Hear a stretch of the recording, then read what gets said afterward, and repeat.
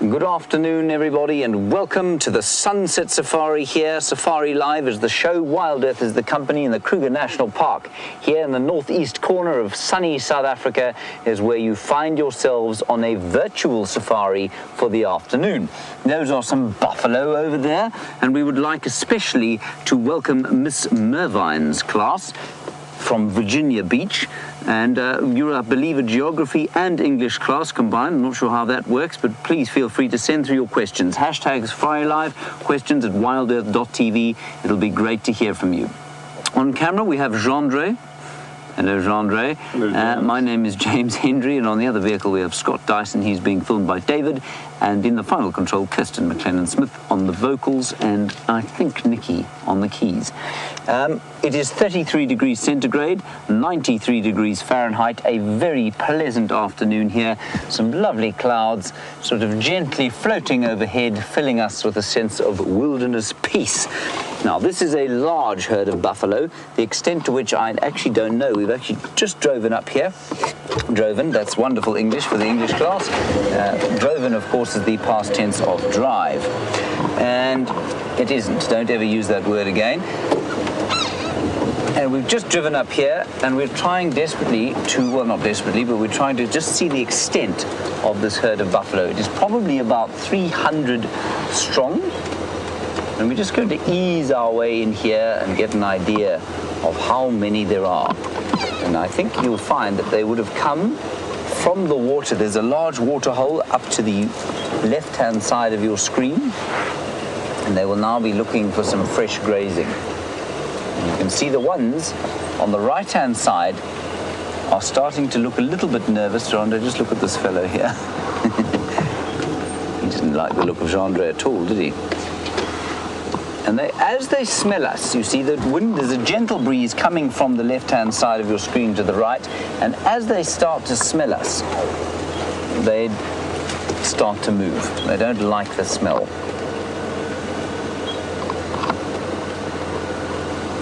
Hello, Jake. You're in the classroom and you want to know what the biggest and then the smallest populations of I'm assuming you mean mammals are here.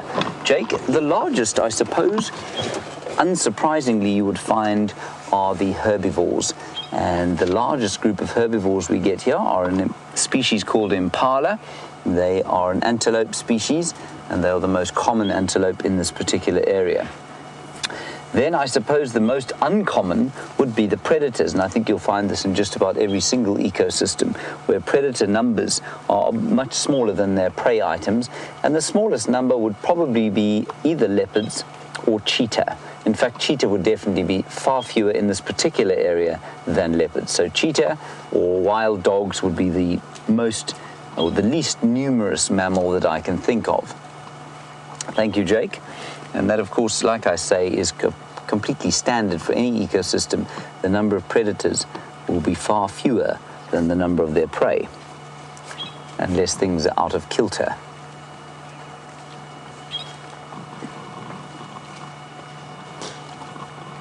Now, Chiante, you are also in the classroom there. Gendre, if I can just ask you to put the camera on that buffalo that unfortunately is now walking away from us. Chiante, you want to know how the animal's coping in this drought, how they're managing to live. And the answer is they're changing their diets. A buffalo is predominantly a grazer, but that buffalo that you're looking at now was just chewing on a tree. They have resorted to browsing. Buffalo will do this. Common cattle will do the same sort of thing. Some of the animals are unable to adapt, some can. Impala, which are, like I've said, the most common antelope that we get out here, are able to adapt. They can graze or browse. They're mixed feeders. The buffalo will resort to browsing if they have to. Otherwise, some will move away to places where there is more rain. For example, we had a rainstorm the other day, very localized rain, and I think that rain has driven or certainly pulled a lot of the elephants away from this area, and they have sought out sort of more fertile ground, but the entire area is in a drought situation. So those animals that can are adapting their diets, and many animals out here are now eating actually their winter diets, because this is a winter rainfall, at least a summer rainfall area. So it actually looks like a winter landscape.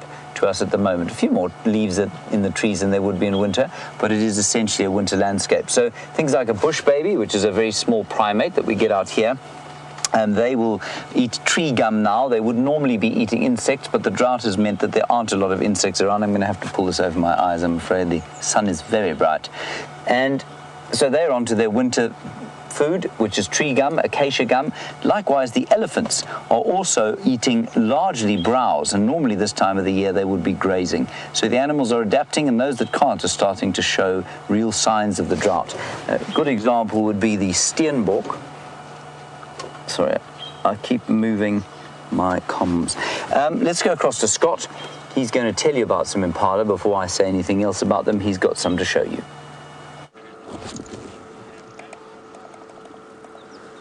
Hello everyone, and James has just been speaking about impala, and we just bumped into a very, very large herd of them. It's not the animal we were looking for, and surprisingly, in the same area this morning, there was a very big male lion. And seeing all these impala looking so relaxed means to me that the lion may have moved off, which is surprising because he was full-bellied, and I didn't expect him to go anywhere during the day, so we've been surprised, but that is the joy of being on a live safari. You just don't know what is going to happen and when. And even though you may be searching for some animals, you will often find others like this. All different shapes and sizes here. You can see a few youngsters, varying shaped horns and sizes thereof.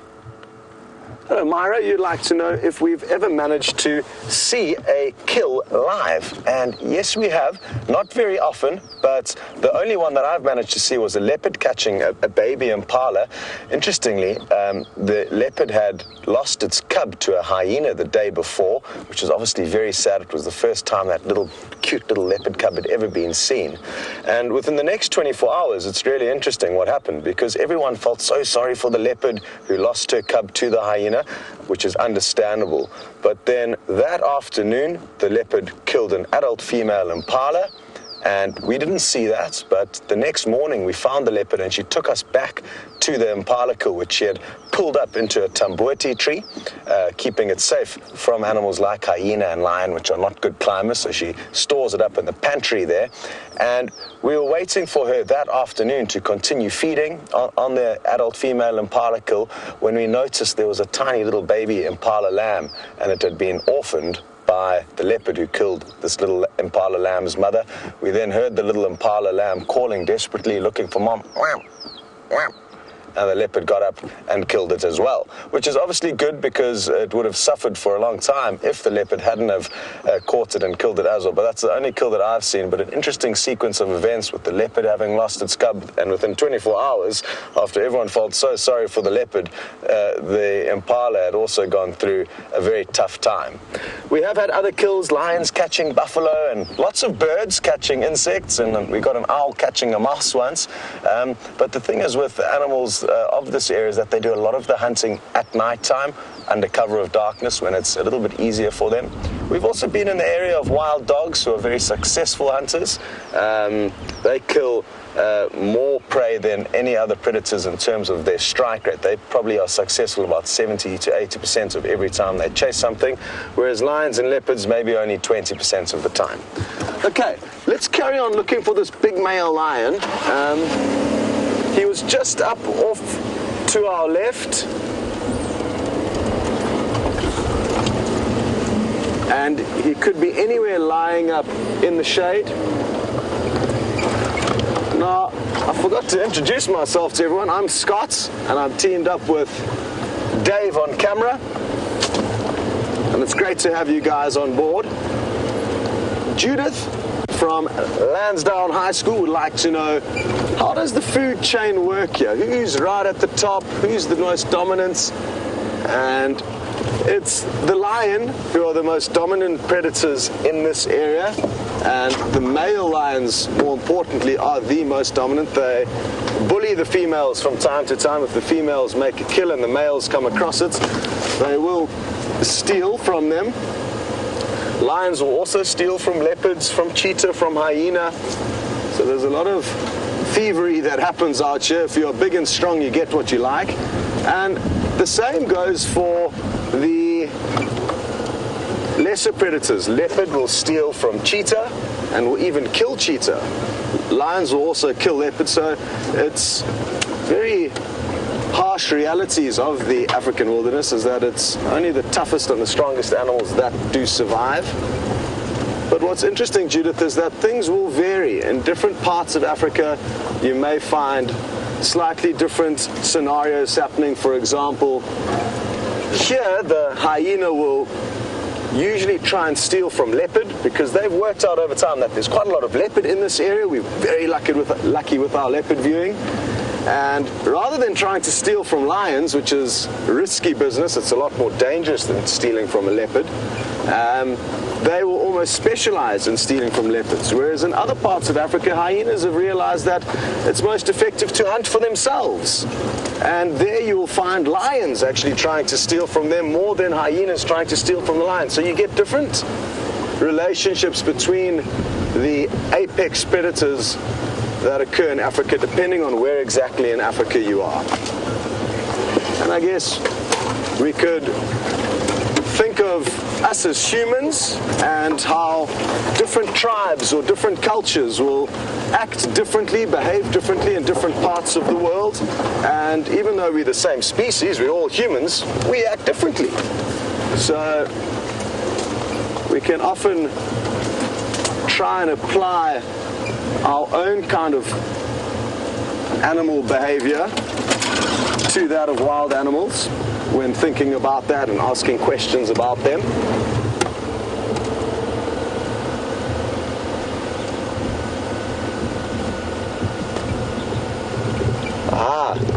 Antonia, you ask a good question. We are on an open vehicle. What I'll do is I'll show you later is I'll get another little camera out and take you on a tour around the vehicle so you can see what it looks like from outside, not from inside looking out. So we can do that a little bit later, but it's completely open. And you'd like to know what prevents the animals from attacking us, aren't you? Well, I guess that's got to do a little bit with Judith's question from earlier. Who is the top of the food chain in this area? And I said the lions were, but it's actually us. We are at the top of the food chain. We're not actively participating in it, but many thousands of years ago we would have, when we were still living in caves and wearing skins as clothing and cooking on open fires. We were the apex predators. We used to hunt wild animals and eat them. We used to gather fruits from whichever areas of the planet we were foraging through. And that means that over time, the wild animals became scared of us as humans, and we have become the most dominant animal on the planet. That's why we're taking over, and we've taken over a little bit too much, as a lot of you know, not leaving wild animals with much space.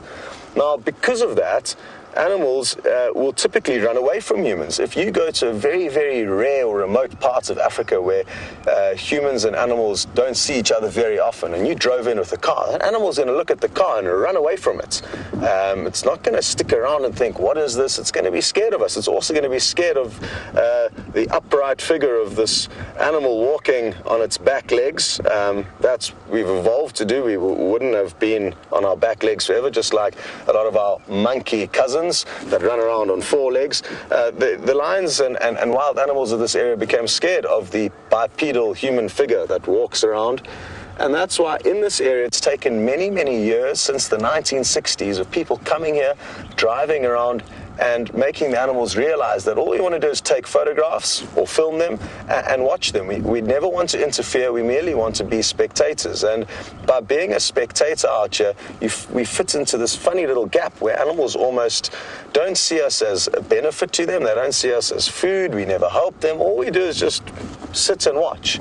And because that's been happening for many years, the animals have become reassured that we are of no threat to them. And if we don't threaten them and we read into their behavioral signs, if they growl at us, we give them space. If an elephant shakes its head and says, stop coming so close, we move back. And by giving them that respect, they've become tolerant of us and allow us to get very close to them, watch them doing exactly what they would do as if we weren't there, which is exactly what we want.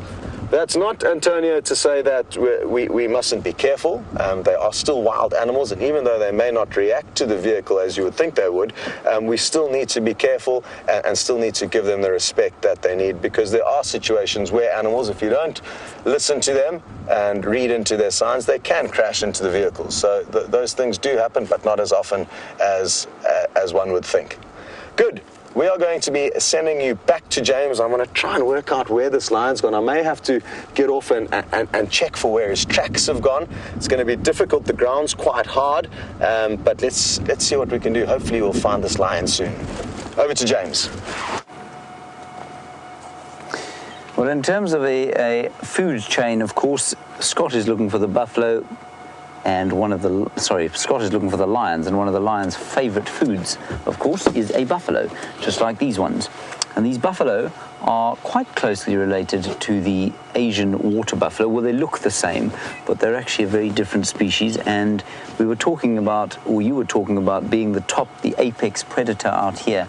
And of course, that is us. And it's one of the reasons that we've never managed to domesticate these buffalo, or zebra, or any of the other African animals. And it's because we evolved on this continent as human beings that they see us as the predators that they do.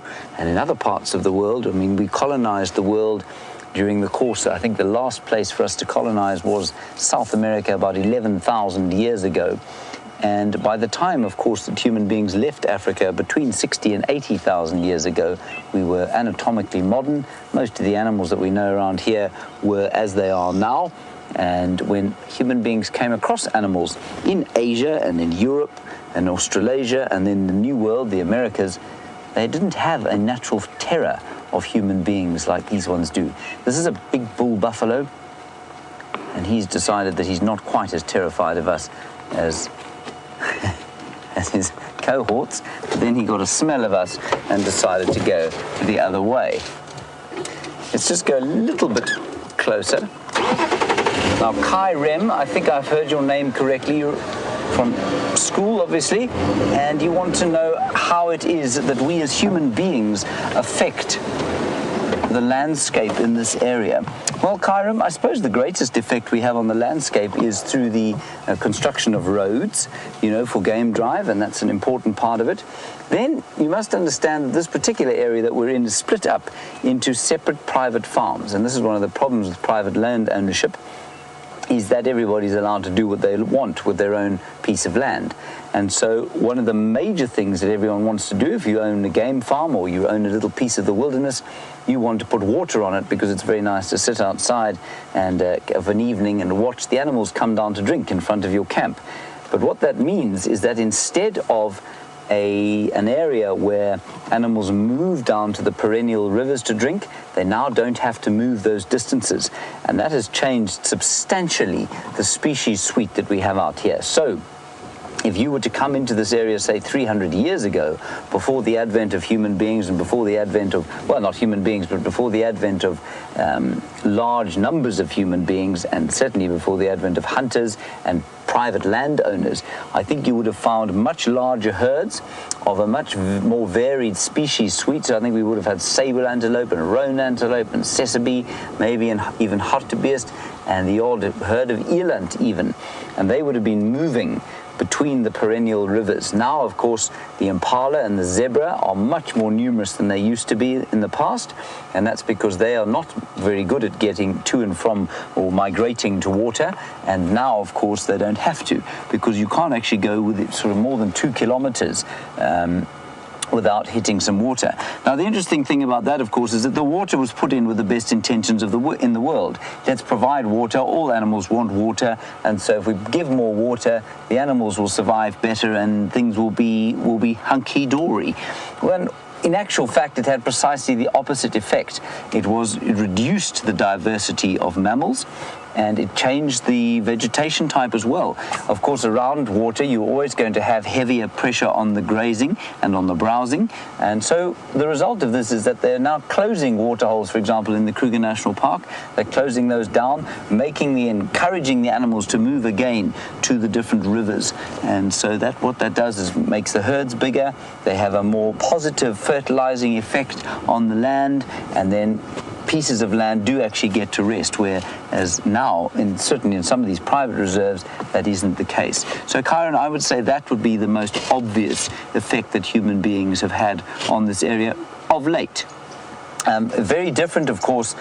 We've had an enormous effect on the area over the course of our history here. Remember, human beings, of course, walked out of the caves in this area about 150,000 years ago in South Africa, and they have been affecting, and we don't know to what extent, but they have been affecting this landscape ever since then.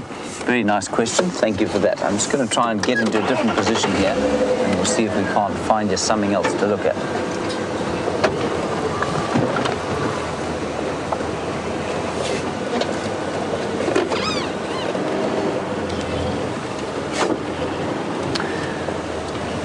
So Jada, it's a very similar question to Chiron's. What kind of man-made influence would have reduced species in this area? Well, I think it would largely have been, initially actually, when the local, so it's a difficult question to answer, but it's a good one. Let's take it 300 years ago. Now, 300 years ago, this area would have looked, I think, very different. It would have been much more open than this. I don't know that for sure, but I think that would have been the case because the number of elephants would have been much higher.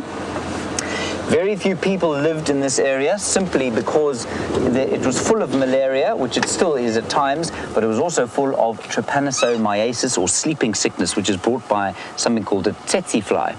Now that meant that people could not live here on a permanent basis. They used to come in the winter, graze their cattle, and then disappear again into the mountains or down onto the coastal plain during the summertime. And then in 1898, there was something called the rinderpest, which is a disease, a domestic stock disease, that wiped out swathes of game. And eventually what that did was to wipe the tsetse fly out, and so sleeping sickness disappeared from the area, and that meant that people could come into the area much more. Rinderpest, of course, wouldn't have been here but for the advent of domestic cattle, and possibly I think it was brought by European cattle. So that's obviously changed everything markedly. And then if you combine that with the incredible effect that elephant hunters of the 19th century had on this area, those would be the two largest effects. Now what that did, of course, the elephant hunters managed to completely decimate the elephant population of the area. There were only about 8 elephants left when the Kruger National Park was proclaimed in 1926. So really, you can imagine there used to be thousands and thousands of elephants walking through here.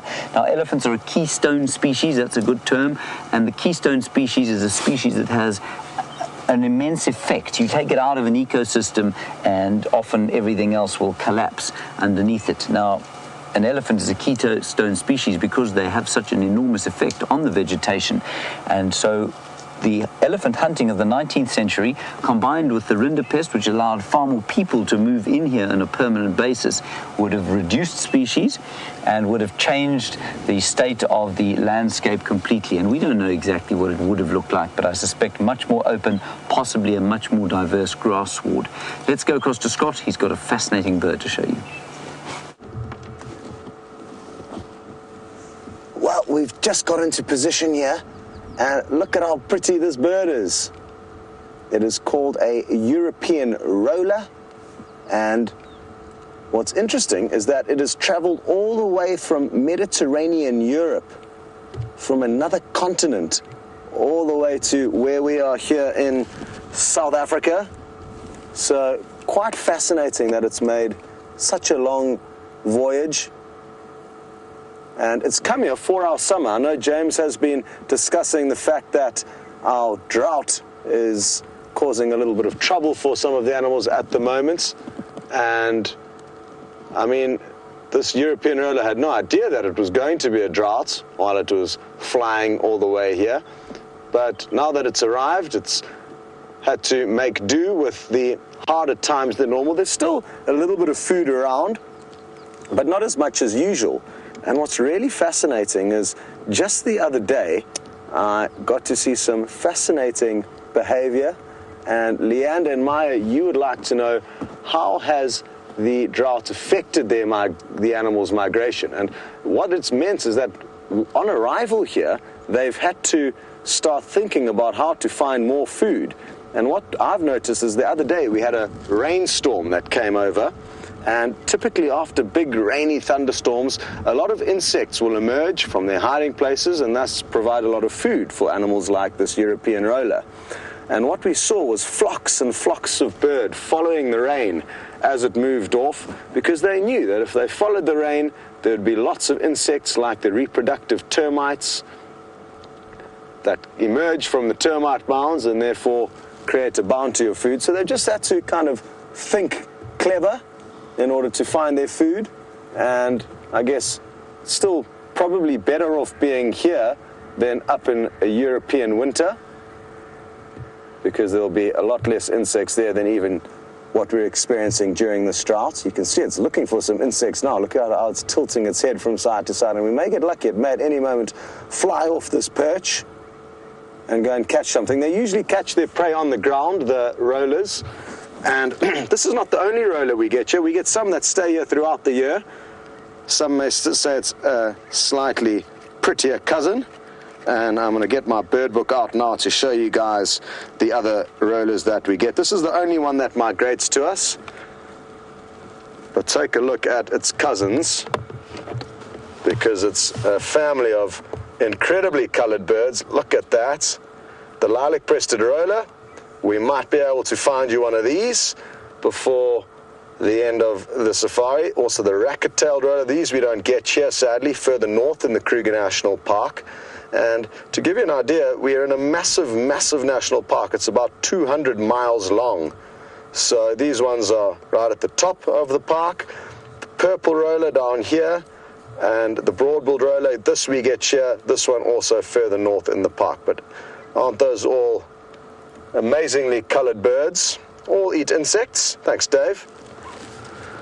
So we're not having much luck with this male lion. I'm not too sure where he could have gone, but like I said earlier, that is the great thing about safari. You always get surprised by the animals, and even though you may think you can predict what they're going to do, you often get surprised. And that's often well, it is the reason why it keeps a lot of safari guides happy and excited about doing this as a job. Often people ask, don't you get bored of seeing the same animals day in and day out? And you don't, because there's always something strange happening, and they're always proving you wrong with regards to what you think they may be up to.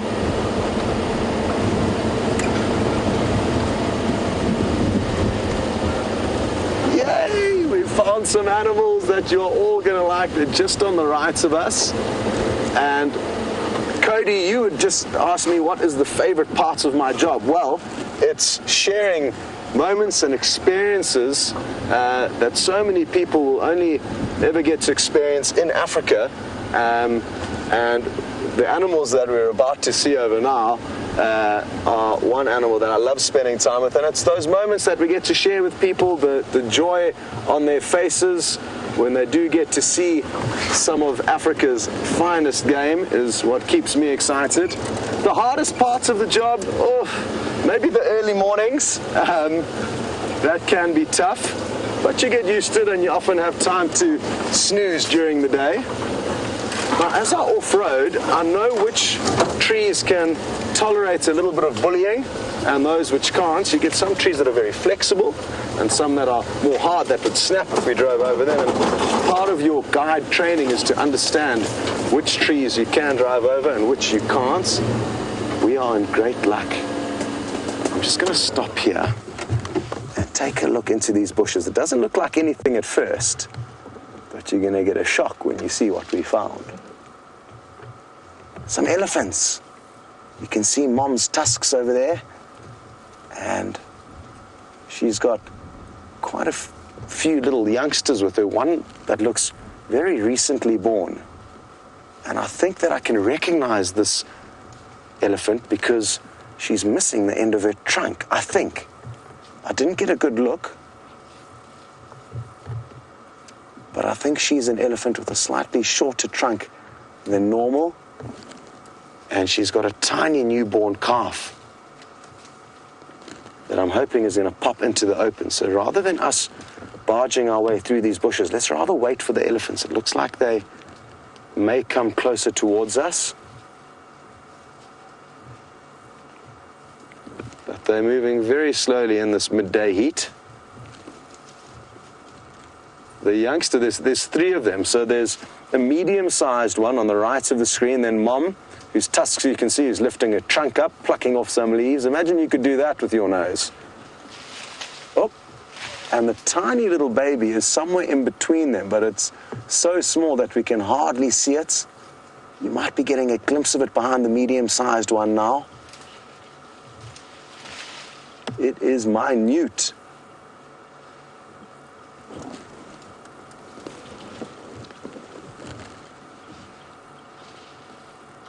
And we're in luck. I think there's also some more elephants coming in onto the scene now.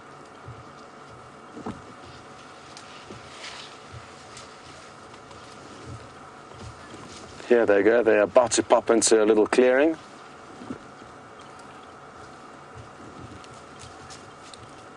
Hello, Juwan and Alexis. You would like to know if I've ever had any scary moments, ever been charged by animals or been caught in a stampede. And yes, I have had some scary moments, mainly when doing walking safaris. It's more dangerous when you're on foot than when you're in a vehicle.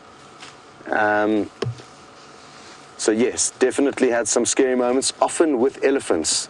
Breeding herds of elephants, or basically a herd of elephants with lots of mothers and youngsters. They live a life where the females are in charge of the herds. The males roam freely or in small groups of other men, and they will only join up with the herds when there's opportunities to mate, really. They don't have a role or responsibility of having to father young or raise the young. So the herds that are led by the females can be very, very protective over their young, and when they come across people on foot, they can be quite dangerous. So elephants are one animal that you want to be careful of on foot, especially females with young babies. Often, interestingly enough, it's the elephants and buffalo that are actually more dangerous than the lion and the leopard, which is not what most people would assume. But thankfully, in all my time here, I've never been in a situation where I've ever had to harm an animal.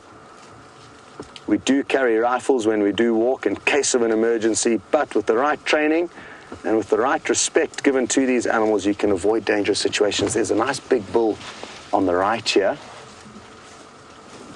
He's still growing, but he's getting there. And I can tell that he's a bull because he's got a very, very rounded head. The females have got a more angular head, a more 90-degree angle when they turn parallel to you, but it's difficult to see in this thick bush what's what, but it looks like they're going to come right past us. And I think he may give us a little bit of attitude, but don't worry, he may shake his head, but they're having the decision now whether to come up to us or go around us. We're not intruding on their space. We've got fairly close to them, but now allowed them the opportunity to decide what to do next.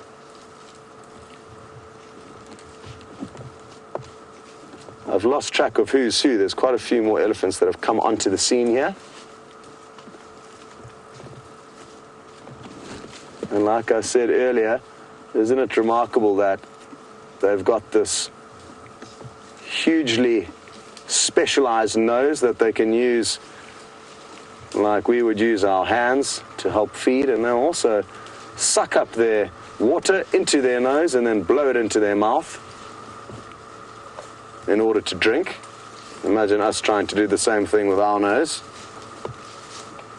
Hello, Stephen. You'd like to know if there's any endangered animals in the park, and yes, there are. The main ones that come to mind are cheetah, wild dog, and the ground hornbill. Quite a few of the vultures are also threatened, so even though we do have this huge, magnificent wilderness area that we're a part of, the effects of humans outside of the reserve has big effects on the animals that live within it. Sometimes, especially for the animals like vultures that can fly freely out of the reserve and aren't protected by the fences of the reserve, they can fall prey or problem to us humans that sometimes do some nasty things to them. So there are some real issues regarding some of the species that live out here. Thankfully, though, the elephant numbers in this area are stable, so there's no problem there. Let's take a look. There's a tiny youngster here. This is the one I was talking about. Look at how cute that is. And one thing that elephants take a long time to get to grips of is that trunk that I've been talking about. It'll take young elephants quite a while before they can master using it. It's a very complicated tool with 180,000 different little muscles, and that's what allows their trunk to twist and turn just about every way imaginable. But to be able to learn how to control that, like I say, it takes some time.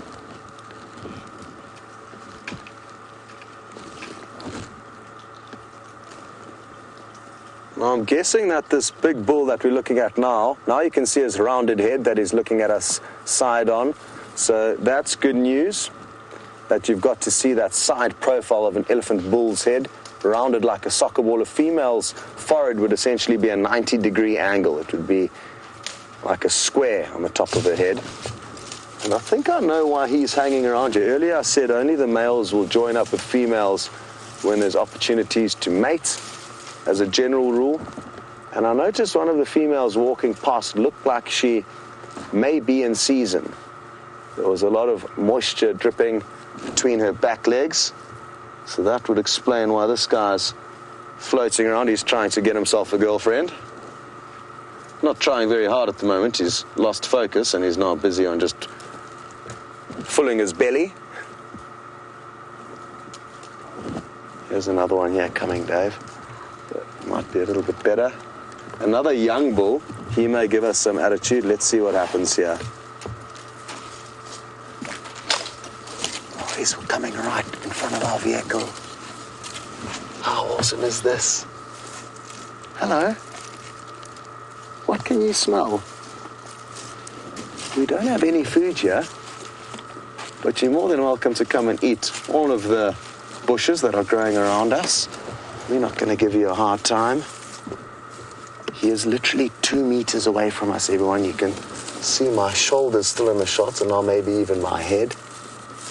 And this is what we were talking about earlier, how if you respect animals and give them opportunities to come up to you as opposed to us intruding on their space, they can sometimes be very relaxed.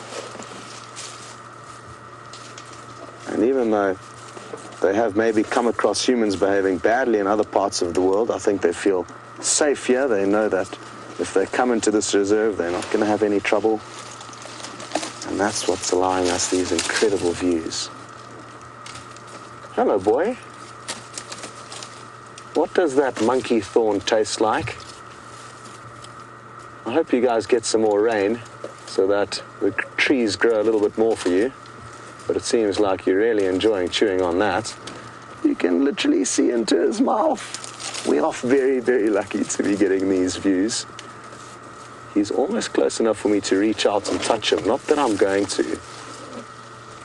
But he is now very, very close. How cool. Hello, boy. What do we smell like? I did have a shower before drive, so I hope... Oh, did you see how he flicked that grass there to send all the sand flying off the roots? And as you can see, he's mixing up his diet. He's feeding on grass, he's feeding on leaves. Elephants have got a very wide diet.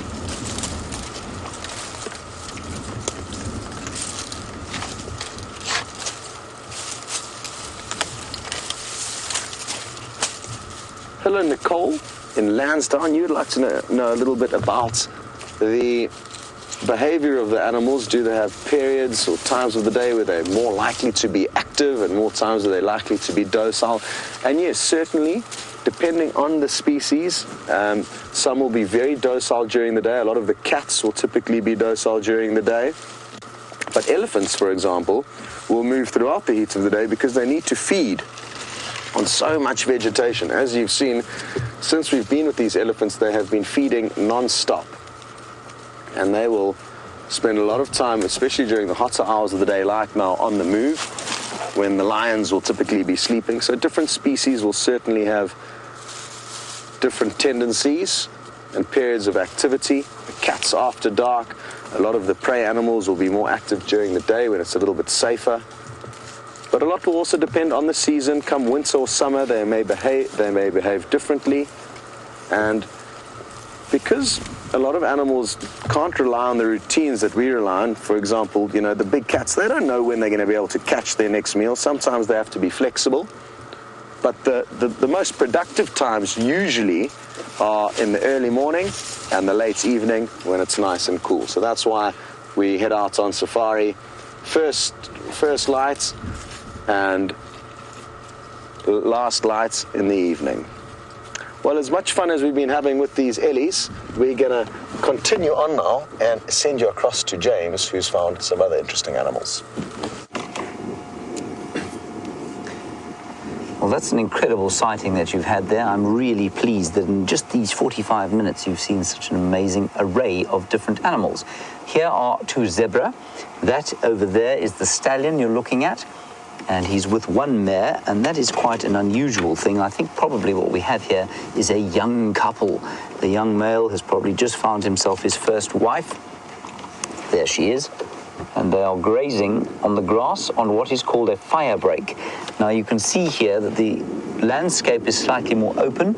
A lot of the trees have been cleared away, and what they'll do is if the animals don't maintain this as a short grass clearing, the people will maintain it as a short grass clearing, and you'll find that there are a number of these sort of bands of short grass around the place, and what that does is to provide an area where if a natural fire were to come through the area, you've got a position from which to start what we call a back burn, and that's what we're on now. And for the animals, they of course really like this because the grass it's open, which means they can see what wants to come and eat them, and the grass also is not kind of in amongst some trees, which makes it difficult to eat and obviously much less thick.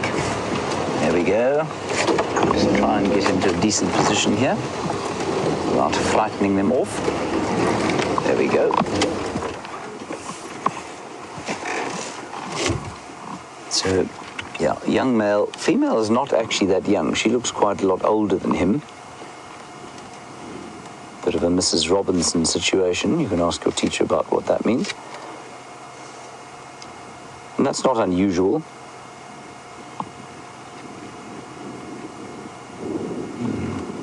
Now, the interesting thing, you've been obviously hearing about the drought, and we know about the drought, and we know that there is a drought, but these zebra are in fine condition. Now, that has nothing to do with the fact that they look fat. Zebra always look fat. I mean, that little stallion there at the back is actually, I mean, look at him, he's shining. But their manes are standing dead upright straight, and that means that the fat deposits that they keep in their neck are still fully intact.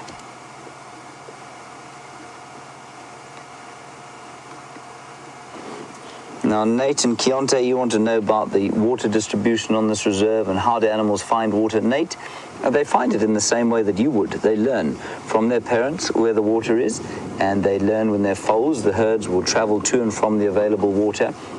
And yes, there is a lot of water provided in the Sabi Sands for the animals. As I said, just north of us, there's a property called Biffle's Hook, and that's got a number of landowners, and each landowner there seems to have a dam in front of his little camp, and so the animals can go there. At Djuma itself, we've got a number of water holes, some of which are pumped and some of which collect rainwater, and we had a little bit of rain the other day, and so there's actually quite a lot of water around the place, and that's why I'm really pleased you saw those elephants.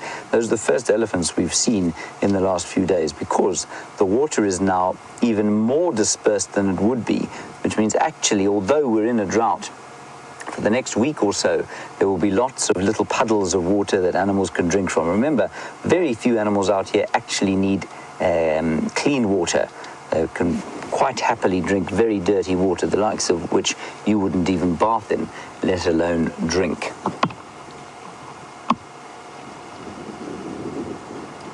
Maybe hear a gentle breeze blowing out of the southeast, and that's generally where most of our weather comes from, but I don't think there's a front coming in at the moment. I think this is probably just a slight change in the air pressure. I think we're in for a very hot week. It will probably hit 38 degrees Celsius, which of course is pushing 100 degrees Fahrenheit in the next few days, which is of course very hot indeed.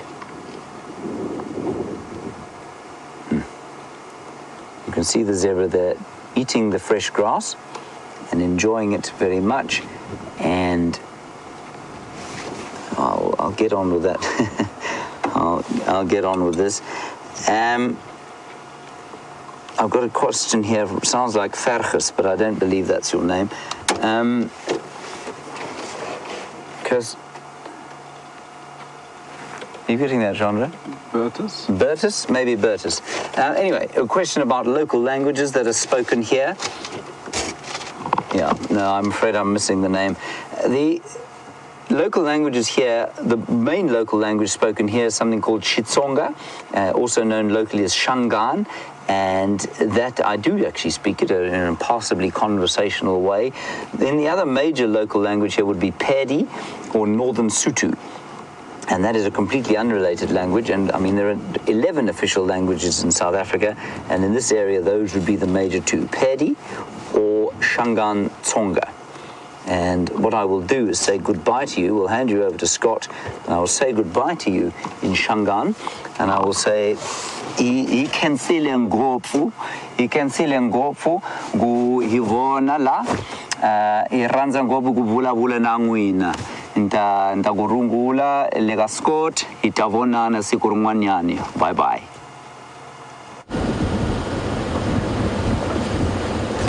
Well, I'm sure a lot of you are impressed with James's skill of being able to speak the local language.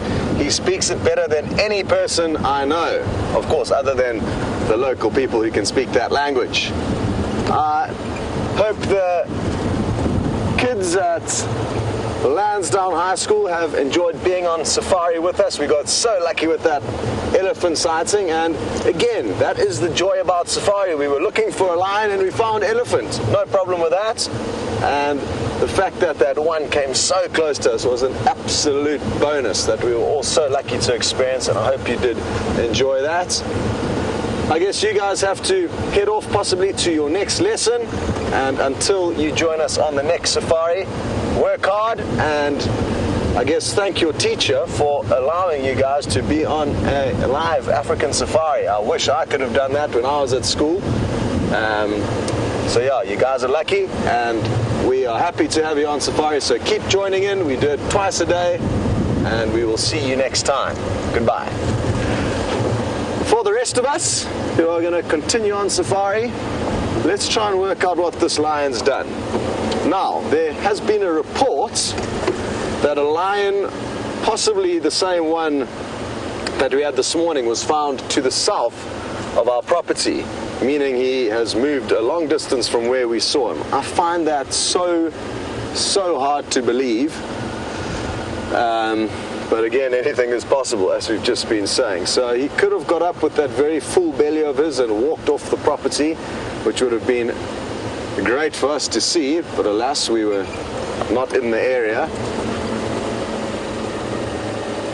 But we'll snoop around and try and look for some of his tracks. I've just seen a few big elephant bulls here. There's lots of ellie bulls around, and that one female in the herd earlier definitely looked like she was in season. They're sadly moving off through some thick bush, but you should get a glimpse of their tusks. The one on the right you'll probably be able to see a little bit better as he disappears off. So good to have a lot of elephants moving around the property again, because they've been fairly scarce. But we're going to leave them wandering along through that thick block and continue along this road just to see if we can't find any tracks of this lion crossing over it.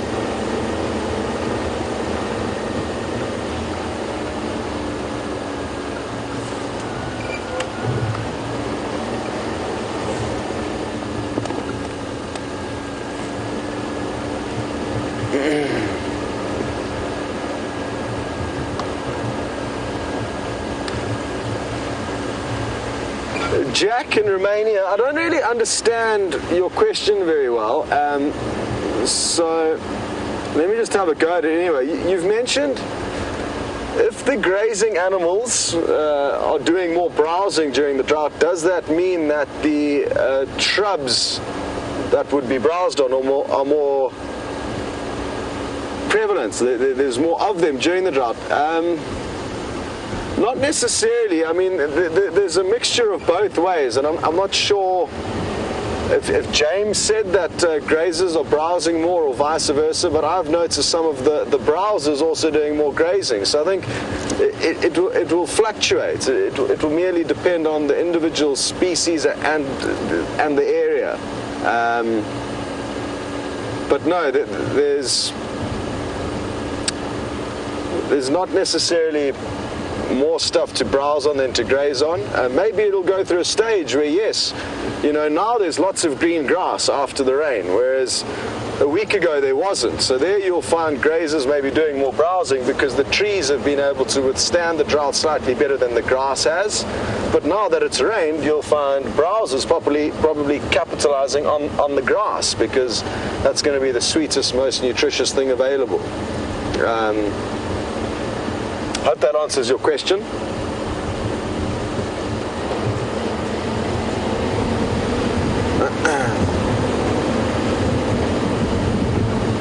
So I'm doing a big loop around the block. The lion was to the left. There was a report that other lions have been found to the south. We did hear other lions roaring to the south, so it may simply be that other lions were located and people are just assuming that it was the same one that was here that has moved there, which I'm hoping is the case. And if we don't find any of his tracks coming over this road, I'll go for a walk around that block where we last had him this morning. What doesn't help is that the Juma Roadworks team have been actively dragging tires along the road. Look at how smooth this road is on the right here. So it's dragged some massive tires behind it to keep the roads in good shape, but obviously that means if the lion had have walked down that road, we are not going to know anything about it.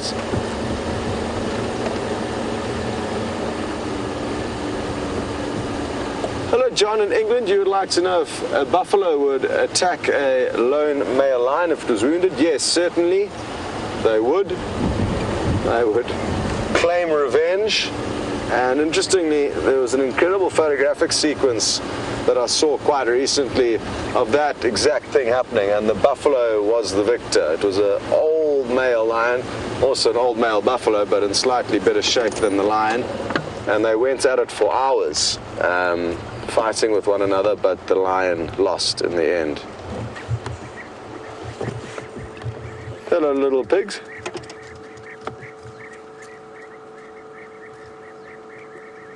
I'm sure you're enjoying the fresh green grassy shoots.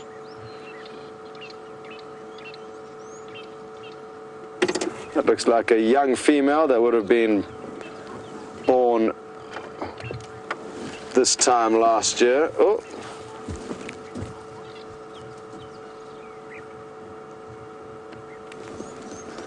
Hello, Sparkle Canyon Otter. You'd like to know the difference between browsing and grazing. Browsing is feeding on leaves. Grazing is feeding on grass. So grazing ground, browsing bushes on leaves.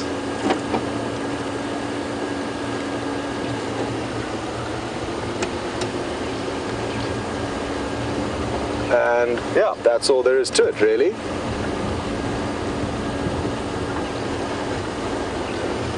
Some animals will be mixed and do a mixture of both, like the impala, for example. They are mixed browsers, meaning they browse and graze. Others will only strictly graze. Hippo, white rhino. The black rhino is a browser, which feeds on leaves. It's got a hooked lip, whereas the white rhino has got a very square lip, like a lawnmower, for feeding on grass. The wildebeest, the zebra are all grazers.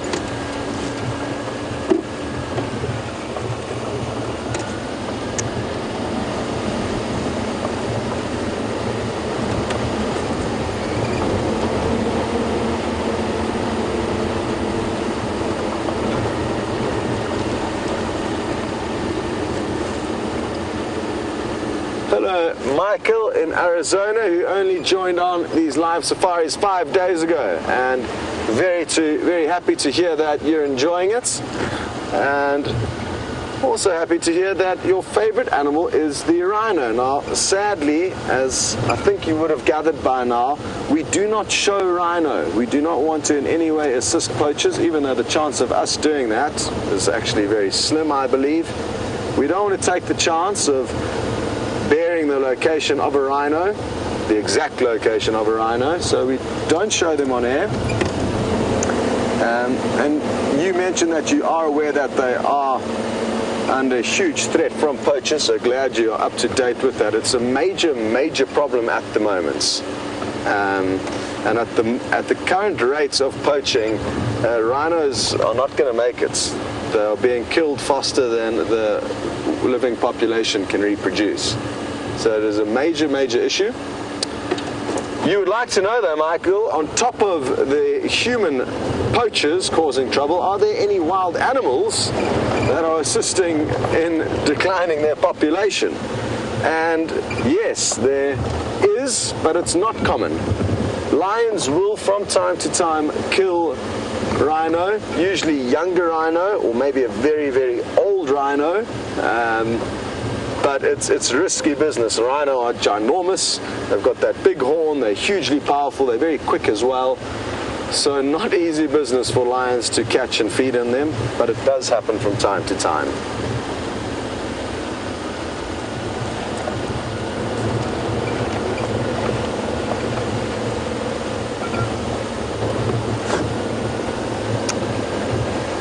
Okay, well, it sounds like James and Chandra are having some tech issues on their vehicle, so they're going to try and get that resolved. So you're going to be stuck with me for the foreseeable future, just to keep you updated on what's going on their vehicle.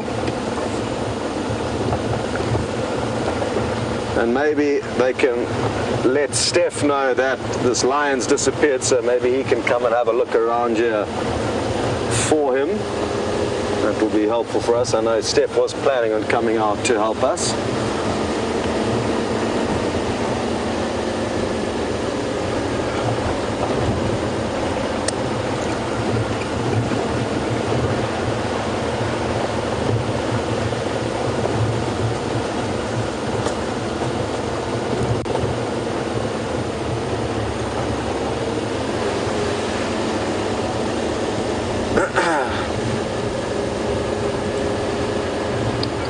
Mr. Lion, I've never seen so many impala in this area, so it's making me feel like he could well have disappeared. I'm just going to take a huge gamble here and just drive off into the unknown, hoping that we find him sleeping under a tree.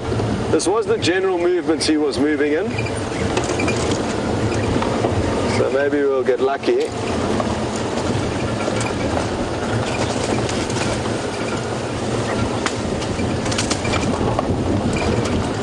I want to go and check down in a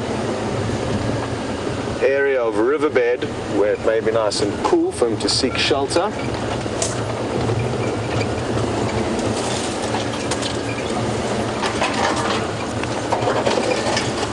Squeeze tight, everybody. Hello, CJ or BJ. I'm not sure which one. But you'd like to know whether it's CJ, you'd like to know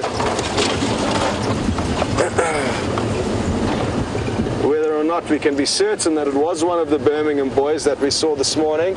I can't, but it is believed that it was the same male that was seen yesterday evening with James. So I think a lot of people believe that is the case. He did roll over at one point, revealing a little scar on the belly, and there was also a very prominent scar below the eye. But I don't consider myself a lion identification expert, so I can't be certain. I also haven't seen them for so long that it is hard to know what's happened to them in the months that they've been away. The last sighting we had of one of them until yesterday was on the 24th of December, and that was just one of them. and who knows how long it was before then that we saw them again. So we haven't been following them closely enough for me to be able to make calculated guesses as to what's been going on there.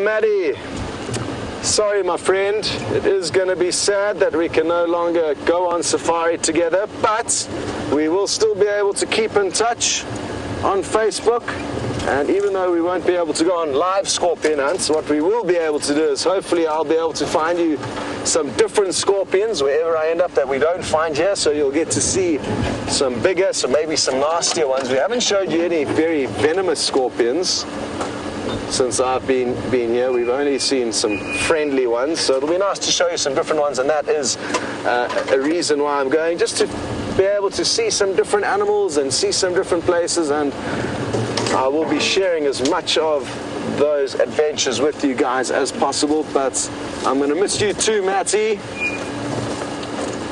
so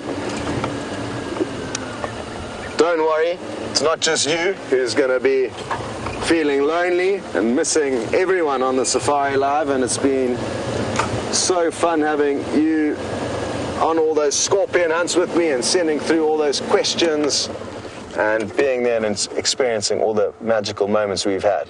So don't be too sad, and like everything in life, everything kind of happens for a reason, and you just always have to be positive, and that way you will always make the most out of any situation you're in, I guess. Where's the lion? It was supposed to be sleeping here in the shade.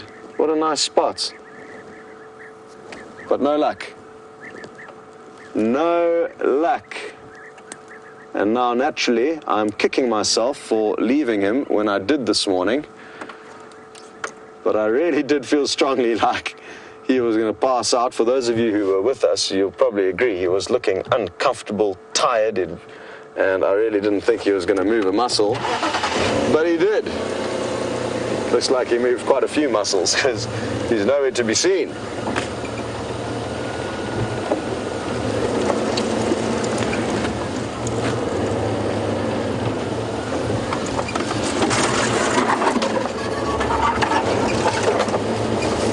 All right.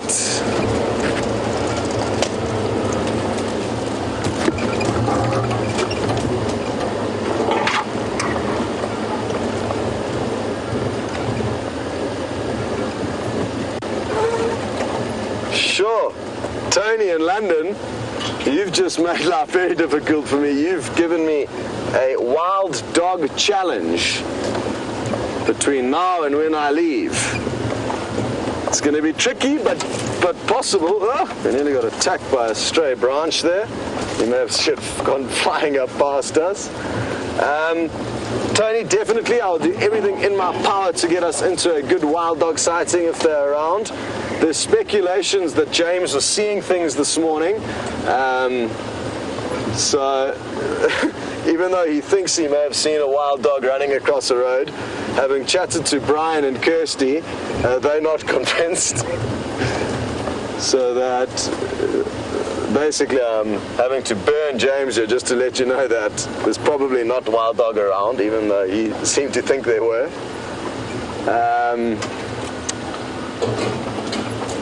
It'll be interesting to know where that Sands pack has gone. I know the Investec pack was quite a lot further north of us in the Magnoleti Reserve. But a wild dog chaos sighting or chaotic sighting would be something that would be wonderful to share with all of you before I head off. Oh, well, there's good news. It appears like James has resurrected his tech problems, and you're going to go back onto his vehicle for an update. Maybe you can ask him whether or not he thinks he was seeing things, or whether he was confident that that was in fact a wild dog. And I guess you can let me know when you jump back on with us. Cool, see you later. Happened here. Oh, I turned the radio off by mistake. Are we live? Are we live? We're live. Sorry about that. I turned the radio off, everybody. You know, it's very difficult when you're as incompetent as I am to try and muddle along and live in a fashion that is acceptable to most people. I reached across, I simply turned the radio off. In a normal situation, I would then beat myself over the head. Shh. Look. It's a little barn swallow.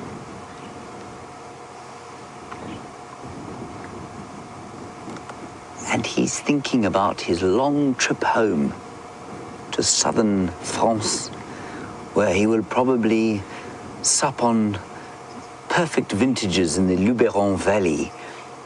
And they'll leave here probably at the end of this month, so they'll be fattening up on as many insects as they can, but of course, not many insects around. So I think that you'll probably find that our drought will even have a knock-on effect on how many of these little precious barn swallows get all the way back to southern Europe.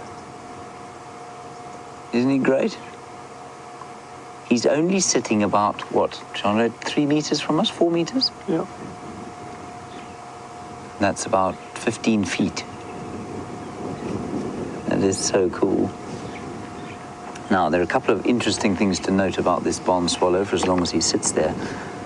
The first is that you can see his forked tail. Now, that forked tail is very specifically designed for maneuverability in the air. And what it allows a bird to do is stop suddenly and change direction. There's Franklin that is very upset it isn't the center of attention. And it can flare the tail and then pull it back in again. So when it's pulled in like that, there's no drag from it. It sort of decreases the turbulence behind it and reduces the drag. And then when it opens it and flares the tail, it's able to stop and turn suddenly. Then it's got those long and pointed wings, quite narrow.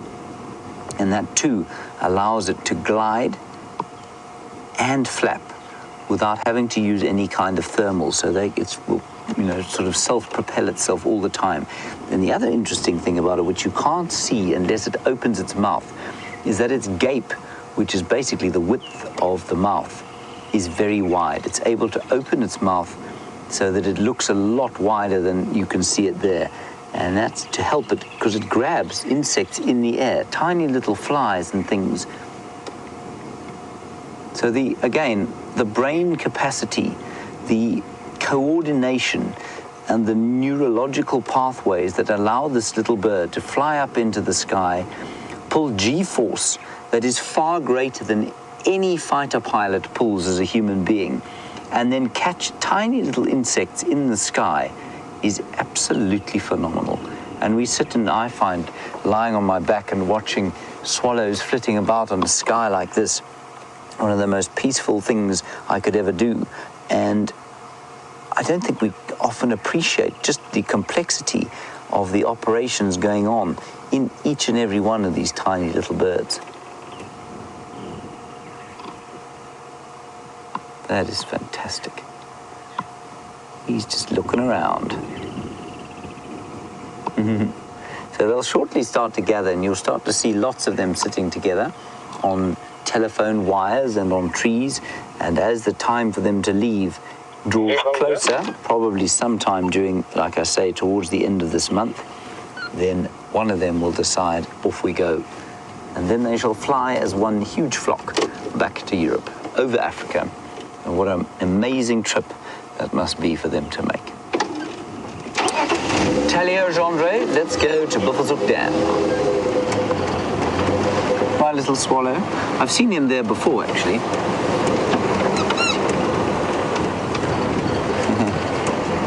Wayne, you want to know if I ever found the wild dogs from this morning's drive? Wayne, I did not.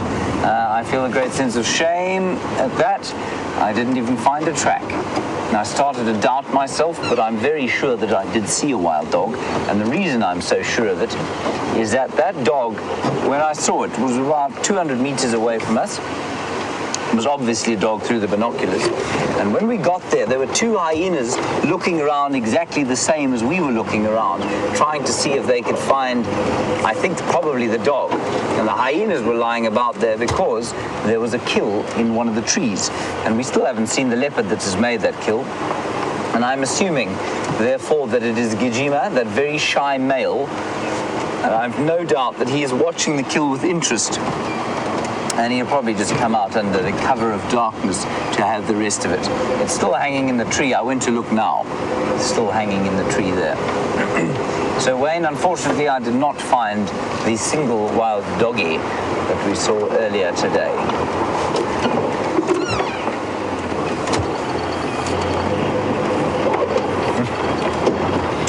Rusty Pipe, you have just made an extremely unamusing joke.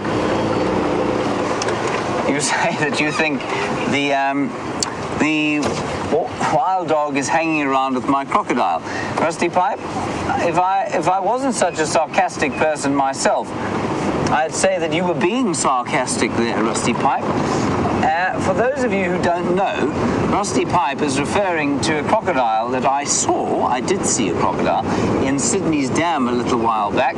It was disputed by all.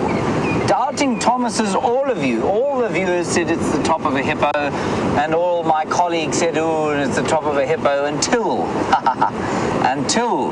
someone went back there, and actually Brent was guiding so he could drive straight to the dam, and there was my crocodile friend, Mr. Rusty Pipe. Same will go. Yeah, I will eventually be borne out. My evidence of the wild dog will be borne out.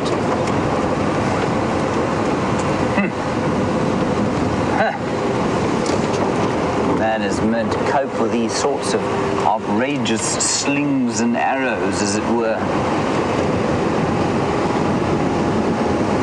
Right, we're going to head down through the Morwati drainage line and go to the Buffelshoek waterhole because there were male leopard tracks around there.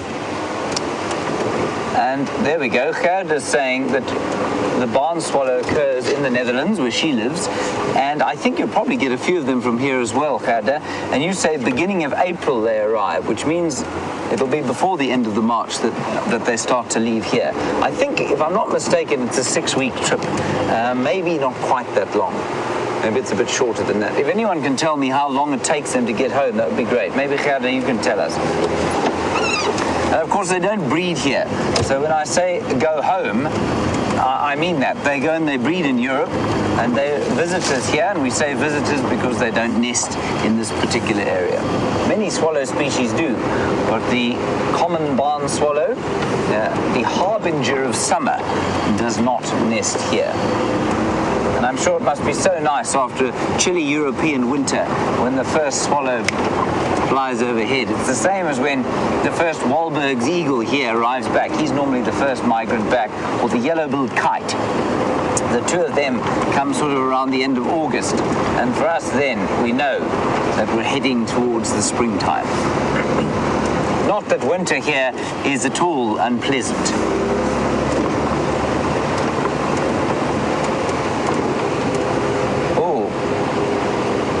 Iggy, you want to know how many times or how many types of swallow we get here in the Sabi Sands. Excuse me. There's a frog in my throat. We find barn swallows, one. Let's go through them. White-throated swallow, pearl-breasted swallow, red-chested swallow, lesser striped swallow, probably greater striped every so often, mosque swallow. So at least 7 species of swallow, which is quite an impressive turnout, really. And you also want to know if we get swifts. Yes, we do get swifts. We get Horus swifts, little swifts, white-rubbed swifts. And of course, we also get a few martin species. The common house martin we find, and a martin is very similar to a swallow. So Iggy, lots of those special flying insect-catching birds. And as I was just relating the other day, and for those of you who heard it, I'm sorry about that, but there's an amazing species of swift called the edible nest swift. and they live in colonies of up to 3.5 million, not in this area. In fact, they're not even an African species. I think they're a South American species, but somebody can correct me if I'm wrong on that. They eat, per year, a colony of 3.5 million will eat 1,850 tons. That is, multiply that by 1,000, that's 1.8 million kilograms.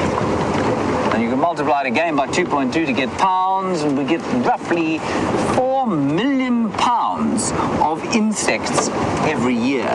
Now, can you imagine, were the swifts and swallows of the world to disappear for some reason, can you imagine how many creepy crawlies would be inundating our lives? I think we'd be covered. We'd be absolutely covered. If the signal does get dodgy here, I'm sorry about that.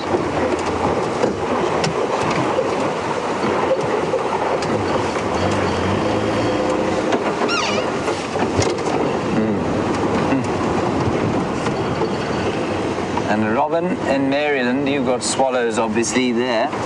And shortly, well, in about a few months of time, you're going to have to start mowing your lawn again.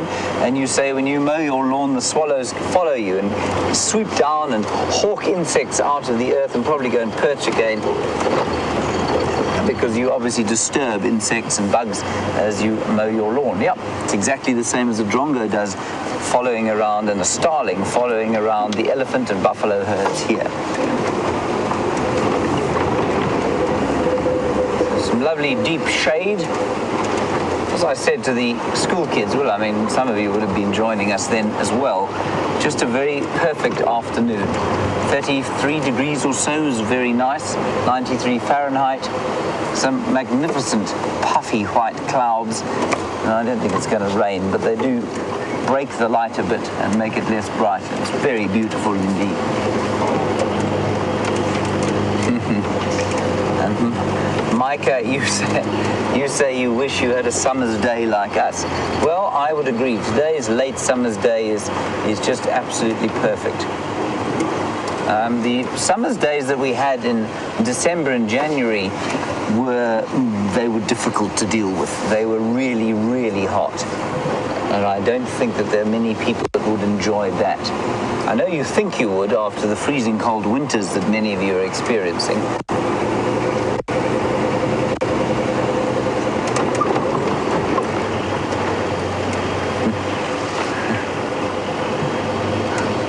Now, Sisal, you say you're confused. You're a new viewer, and you say we haven't found anything yet. Well, we have actually. Look. There are some waterbuck. And so abundant are the animals here, Sisal, that we don't even have time to look at these before we have to go across to Scott, who's looking at some elephants. Look at how awesome this caterpillar is. It's got this incredible silvery sheen, and it's doing a bit of a cliffhanger at the moment. Sure. Backing itself there. I don't want to keep it in this foreign habitat for too long, but take some screenshots. It'll be interesting to try and work out what moth or butterfly this caterpillar will turn into. But isn't it fascinating how they move? Yeah, such a hairy head, little spikes on its body. Awesome. I'm just going to try and get him to walk onto the stick, and then we can remove him. We've got another visitor, a little bit bigger than a caterpillar, making his way towards us. Look at this. Oof. Hello, boy. You are a monster. And he's coming right up to us. Hello, boy. Ooh, settle down. Settle down. He is very, very close. He's pushing his trunk against the car. You can feel the car moving. Hey, hey, hey, hey. Stop that. Stop that. That's unacceptable. No. You've got to stop doing this. Otherwise I'm going to have to start up the car and chase you away. Come on, boy. What was that all about? Whew. Can you believe it? I've never had that happen to me before.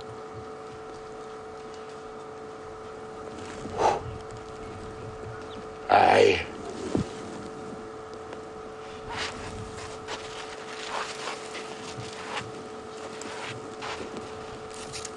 Yeah, he can just waddle back down that road.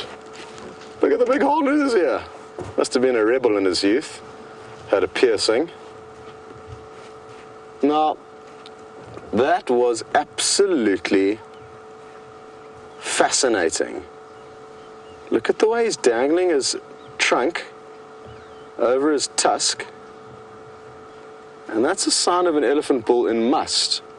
You typically see that maneuver when they are in must, but that wasn't the case. He's not in must. You can see no dripping between his back legs. It's completely dry.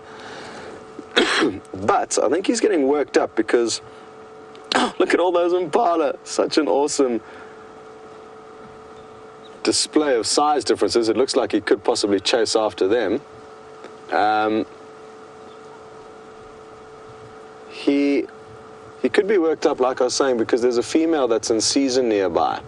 So look at all the impala running past him. That was too good to be true. Well, I was surprisingly quite calm there. Dave? Medium. I want to actually just jump out and see what happened there in the front of the car. Sure. I've never had an elephant do that. I've had elephants come close to the vehicle before, but he was like pushing up. You could feel the vehicle moving. He had his head pushed right up against the jack here. His tusks were touching the hood of the car at one stage. As I stand here, you get a good idea of size difference. I'm a centimeter under 6 foot, basically. So compare this to where he was up there. I'm sure some of you must have taken some screenshots of that, so you could possibly do a bit of an overlay. Whew. It would be terrible if I got squashed just days before leaving Safari Live, so it got me thinking. But it was just, he was inquisitive. He didn't seem aggressive or angry, or that's why I didn't really panic, I guess. He's still waddling off down the road there, still draping his tusk over his trunk. Let's go and, now that we've given him a bit of space, let's go and see what happens. Sure. I didn't forget about the caterpillar. I just dropped it off onto the ground just before the elephant came and started pushing the car around. If my mother was watching, she is probably currently pouring herself a stiff drink to calm down after that. Fascinating.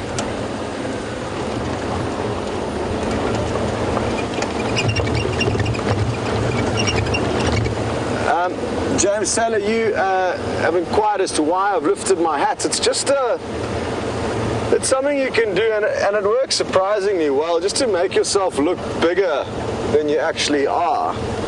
It's just, again, it's just a sign saying, hang on, you know, I'm standing up to you, possibly.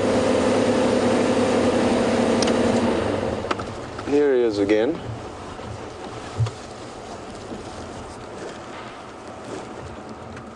What happened earlier there, boy? Oh, hang on. We've got impala alarming. Okay, hold on, everyone. We're going to need to rush around here. Go ahead, Andrew.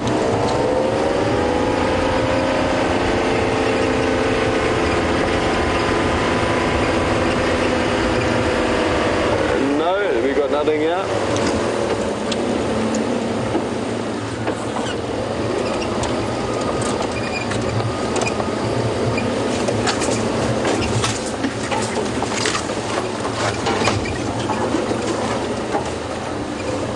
Okay, copy that, thank you. What is going on here?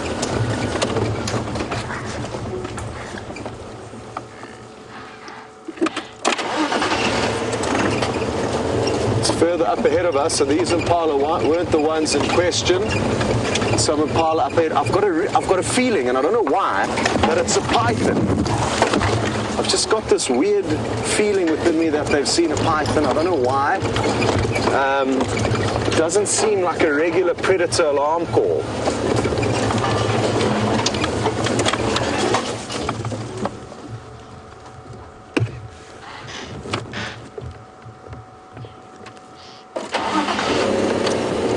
still just a little bit up ahead of us. I feel like we haven't found the ones that have actually seen whatever this threat is.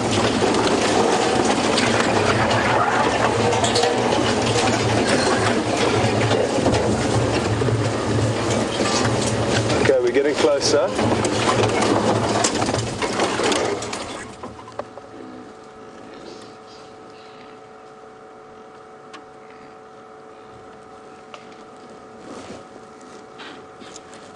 What is going on here?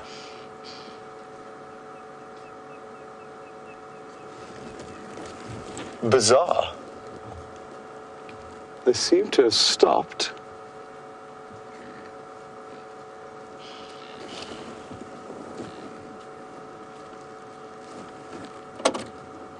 I had one impala looking this way fairly intently. There was a whole host of them letting off like this half-hearted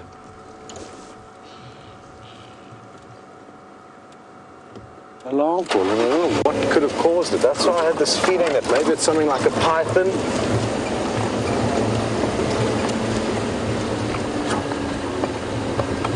Maybe it's going to be worth hanging around with me for a couple of minutes as we explore here, in case we do find whatever it is that got them excited.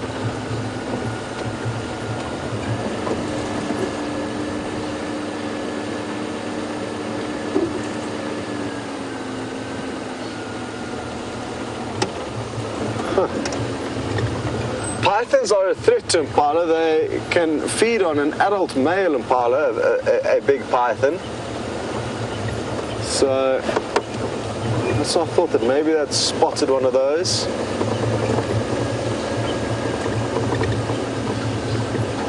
There's some rollers alarm calling up ahead. Some birds.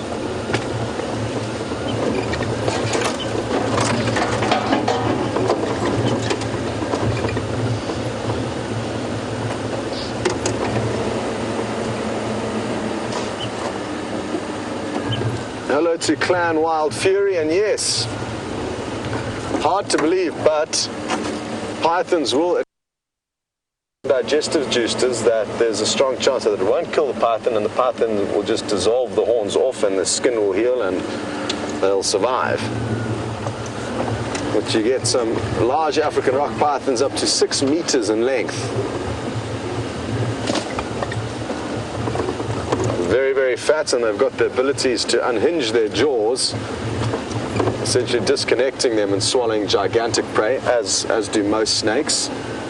They can't bite off little morsels. They need to swallow their prey whole. Oh, I got so excited there. I thought we had found some kind of action, but alas, nothing. Just a gabillion impala. Maybe they were just getting worked up with one another.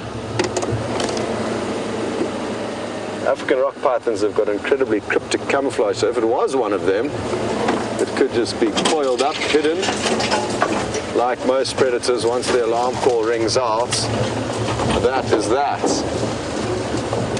Okay, well, I don't think it's going to be worth you guys doing any more bushwhacking with us, so we will be sending you back to James while we try and find the road. Toodle-doo.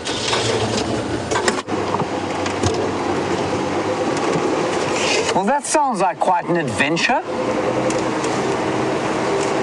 We are not having quite the same adventure. We're just having a much more sedate drive at the moment.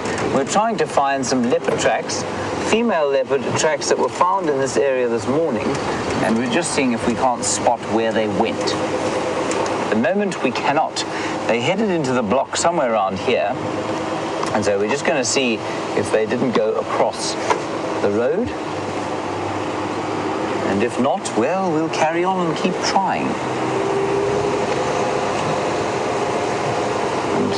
I don't know who this would be, but it's most likely either Karula or that female who comes in here. I think she's called Nkanyeni, if I'm not mistaken, and she sort of has this northern part of Torchwood and into a little bit of Buffelshoek. So it would be wonderful to see her again, but I have seen Karula in this area regularly. Anyway, absolutely nothing coming out on the road here. It's a bit sadness in my life. Steph is out now, going tracking with any luck. What is that up ahead? Oh, it's an impala. And with any luck, he might turn up that male lion, perhaps, or a wild dog. Yes, indeed, or maybe a wild dog. Or maybe a leopard. That would be nice. Starting to forget what they look like. So we're going to drive slowly up here and just keep an eye out for tracks. Look in all the marula trees. It's been a hot day, so there might be a leopard lurking in some of the boughs of the marula trees.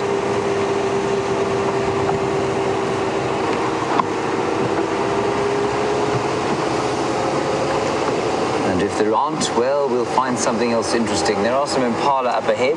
Perhaps they are being stalked as we speak.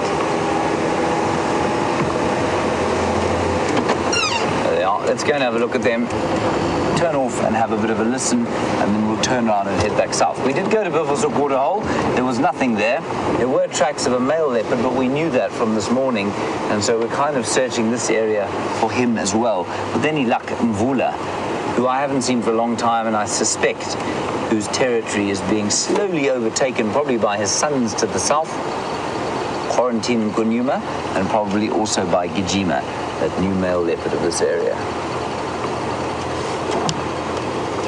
Right, here we go.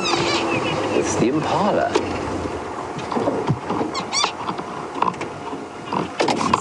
Oh, look, Chandra, that's quite interesting.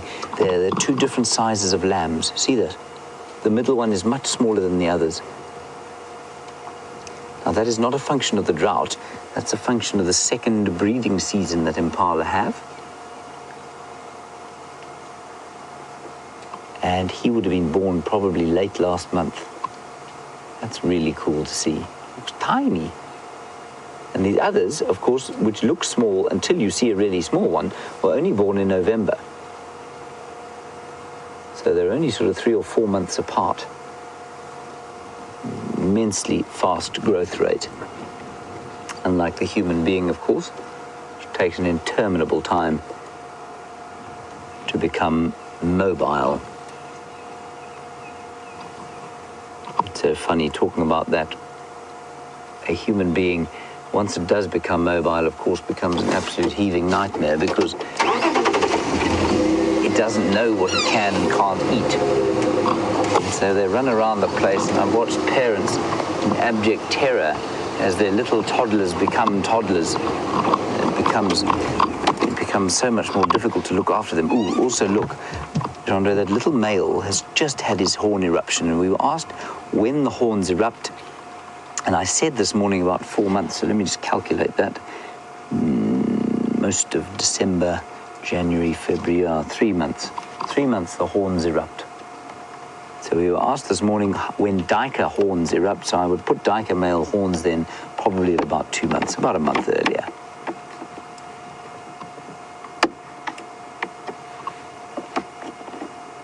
Right, let's head back to an elephant with Scott at Treehouse Dam. Okay, well, we've caught up with our elephant friend. He's at Treehouse Waterhole, and he's just arrived. I'm thinking he's going to have a mud bath, so I just want to get us into a good spot. Yay, here he is. Slow down a bit so as to not excite him too much. And then I'm going to just loop down onto the other side of the waterhole and get a nice low angle, better sunlight. And we are going to get spoiled with some magical, magical views of him. Oh, this is going to be good, everyone. Here goes. He's busy churning up the mud with his foot there, you can see, creating the right solution that he can then grip up with his trunk and splay and splatter all over his body. I'm just going to keep quiet for a while and we can just listen and watch.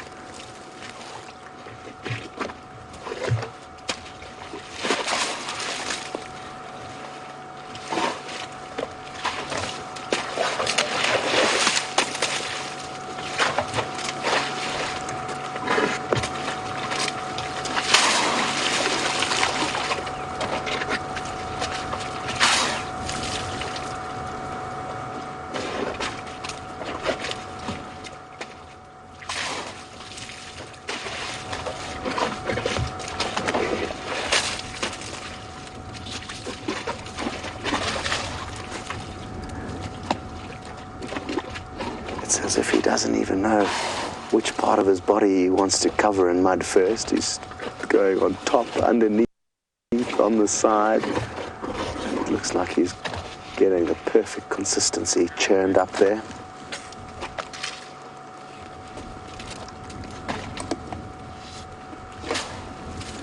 Hard to believe that he was resting those massive tusks in that trunk against our vehicle a few minutes ago.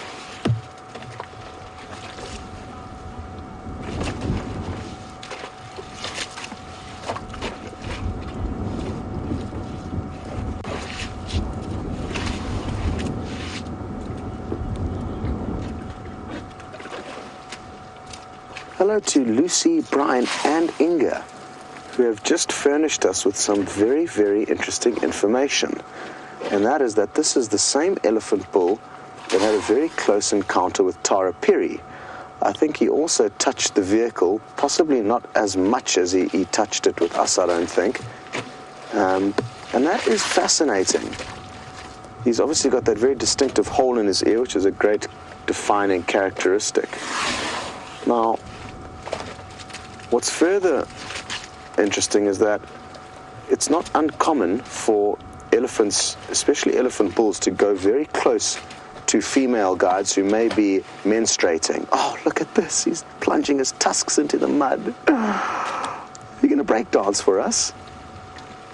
Oh, this is so awesome. Look at that power. Fascinating. Look at all the mud on his tusks now.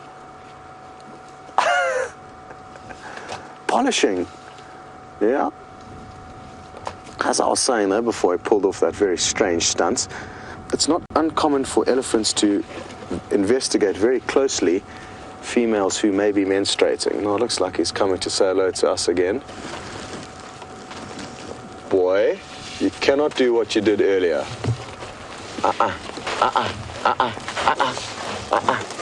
No. No. No. No, you cannot do this. It is bad behavior. Settle down, boy. We will not tolerate that ill behavior again. We are loving you being so close. No. No, boy. No. No. No. Go on. Whew. He is moving off. But we are going to send you across to James, and we are probably going to leave him be now. Hey. Settle down, boy. Settle down. Right, we'll just let Scott get out of that situation. Excuse my glasses, of course. It's very bright out here. We'll keep you updated as things unfold, but I'm sure it's just a case of getting out of there a bit more quickly. He is moving away from the elephant. Everything is okay, fear not. Now we are driving down, well, much the same way that we were. I'm trying, of course, to match the energy of the sighting you've just had. It's difficult when you're, you're looking at a couple of trees. They're pretty harmless. They don't tend to have a go at us much. Termite mound. So I suppose we might be able to get a soldier termite to have a go at us, but that one was closed. Leopard tracks, maybe. No, none. Find a leopard. Marula tree, very nice. Elephants like marula trees, of course. Anyway, we will keep you posted. Seems like the situation has died down wherever Scott is. He's now left the elephant and is all good. It's good. Interesting that elephant seemed to have a bit of a history with WildEarth. Perhaps the same elephant, for those of you who are watching, that had a go at Tara Perry. The same thing, walked up to her, put his trunk on the car, and not his trunk, his tusk, and lifted it a bit. And then had an experience with Jamie where he walked up to her quite close as well. But didn't touch the car. So he's obviously a nasty, cheeky little I nearly said a bad word there. Cheeky feather. Okay, let's head back to Scott and get an explanation from him. Well, Dave Dave's heart rate and my heart rates are both skyrocketing, as I'm sure a lot of yours are as well. Words cannot describe what just happened there. Just the most fascinating behavior from this elephant. He's not being aggressive, he's simply being inquisitive. Obviously, 6 tons of inquisitiveness can be hugely scary, and even though he may not mean to harm us, he could very easily. That's why we did decide to start the vehicle, and what I did, he's just feeding gently over there now on the dam wall, as if nothing ever happened. At one point, I think I tried to push him away. That's why I've got some of his mud on my hand. He's also got all of this mud here from where he was pushing up against the vehicle. His tusk was literally right over here, and there's some more mud over here. That was scary. That was probably, well, it was by far the closest I've ever been to a wild elephant. Earlier on, when we got a whole engine between us and him, it wasn't as bad, but when it was just this flimsy door, which is essentially as thick as a tin of baked beans, and when he was right here in all his glory, it was terrifying. I thought he would have also responded to my voice. You would have noticed how I tried to escalate my volume and my voice to try and deter him. In retrospect, maybe I should have been a little bit louder earlier on, possibly used the vehicle engine a little bit earlier on to prevent him getting that close, but I guess hindsight is easy to reflect on and say, I should have done this or I should have done that.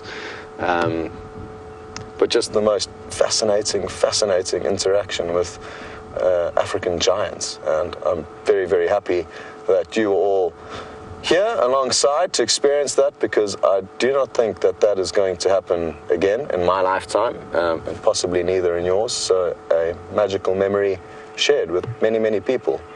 So good stuff, Dave. Bit of a baptism of fire there.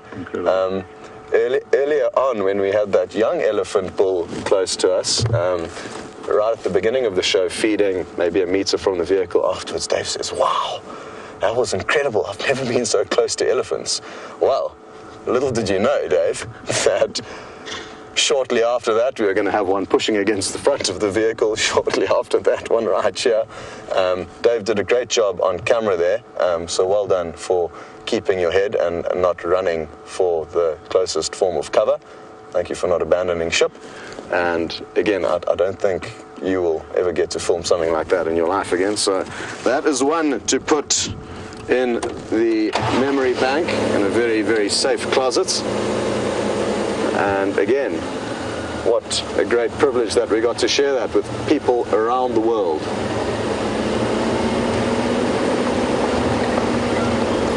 My mother would have had to pour herself 5 drinks by now if she's watching.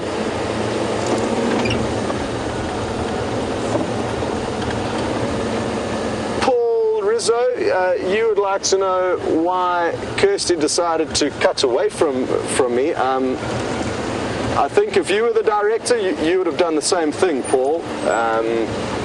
If that elephant had have decided to squash me, which it could have at any moment, there's nothing to say that it wouldn't, it wouldn't have been nice for all of you to see. So I guess that's Kirsty's reasoning, and I think she definitely made the right decision. It was getting a little bit too hairy. There was nothing we wanted to hide from you. As you saw, the elephant was still there, feeding peacefully afterwards.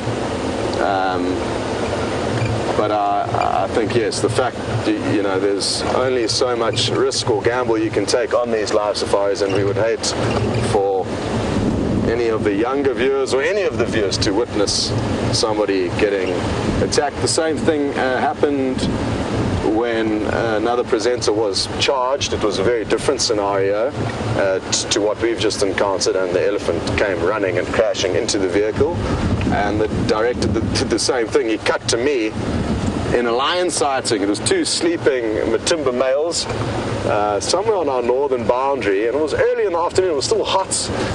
I knew that Mark was with these elephants, a herd of elephants. I thought, this is, elephant sighting. He's going to hold the fort for at least 15-20 minutes before they come back to me. And all of a sudden, I just heard, crash, cut, you're live. So I was like, welcome back, everyone. And the director didn't decide to tell me what actually happened. So I was just like, not sure why you've come to us so quickly, but the lions are still sleeping. Alex tells me that I must tell you that Mark and Romeo, the cameraman, are safe. Everything's fine. I only found out what happened when I got back to camp, so that was interesting. Anyway, I think he also made the right decision, because we don't want to be showing tragic scenes live to the world. So I guess that's that, Paul.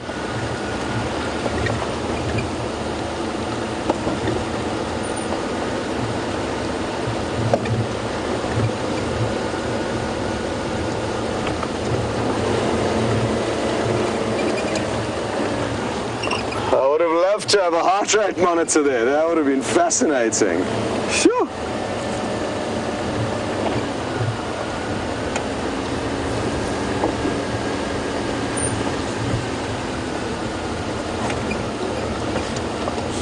My hat trick didn't work too well the second time around, as you noticed.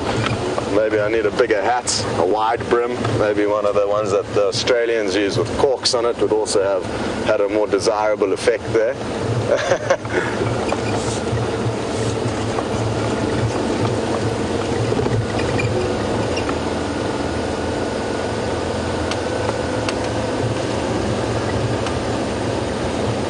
So I'm having some issues with my comms here. So I'm battling to hear the questions you guys are asking me. There we go, that seems to be better.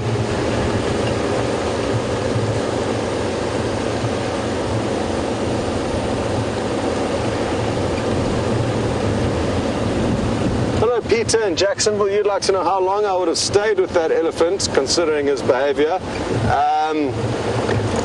Just as long as we did stay with him. No longer. So literally as you left us, I started the vehicle up, and he had moved around onto the other side of the vehicle, not touching it though, but close to it, and I just started up the vehicle, and that alone kind of made him stop, and then he thought about coming forward again, and I just revved like that, again making a noise, and then he took a few steps back. And then what happened afterwards was interesting, is that I very slowly, I didn't, are we going? I very slowly started creeping away. And as soon as I started creeping away, he started following. And then I stopped the car immediately, reversed, and did a loud rev as I reversed, just to say, no, you're not going to chase us. We are not running away from you. We're merely leaving because we've had enough.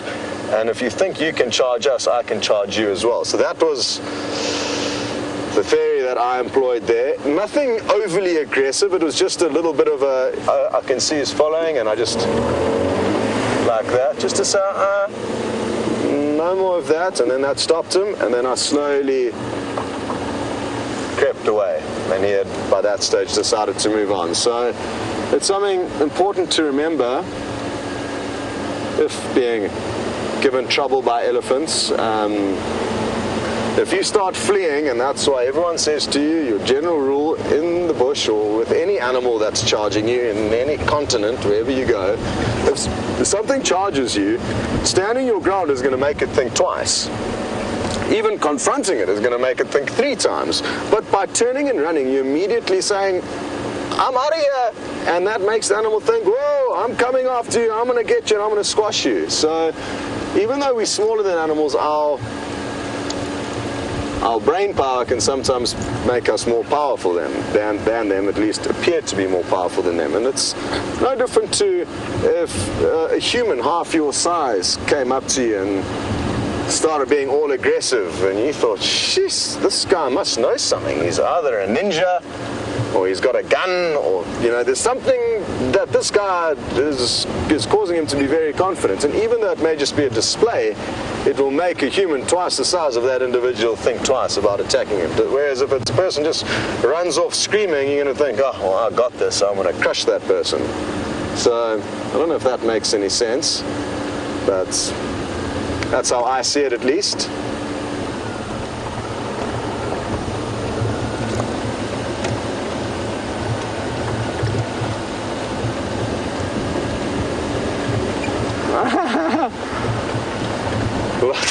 Lots of you are asking whether Dave and I need to change our pants.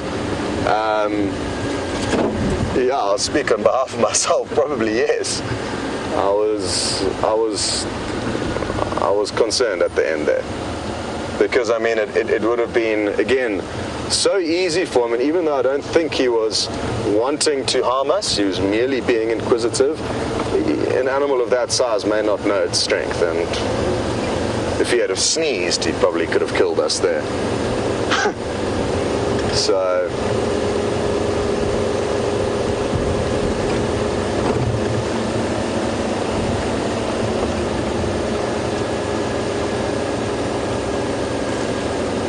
Shell in Detroit, you would like to know if the elephant was touching Dave at all, or the camera. It would have been close, but no. It wasn't, thankfully. Not that we can remember, at least. Phew.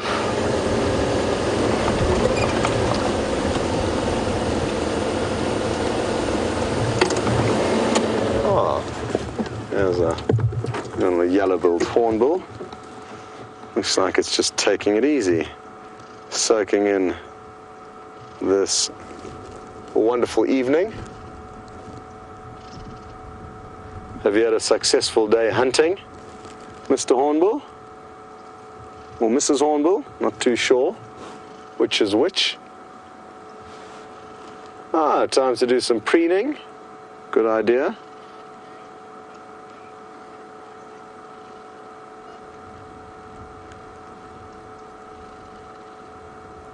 This is one animal that I'm going to miss.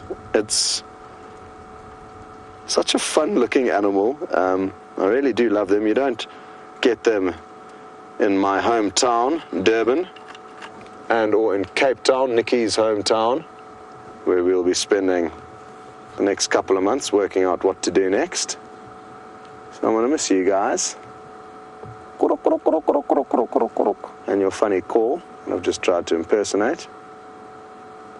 What I'm not going to miss is when they come banging they see their reflection on the glass doors that lead into Nikki and my bedroom.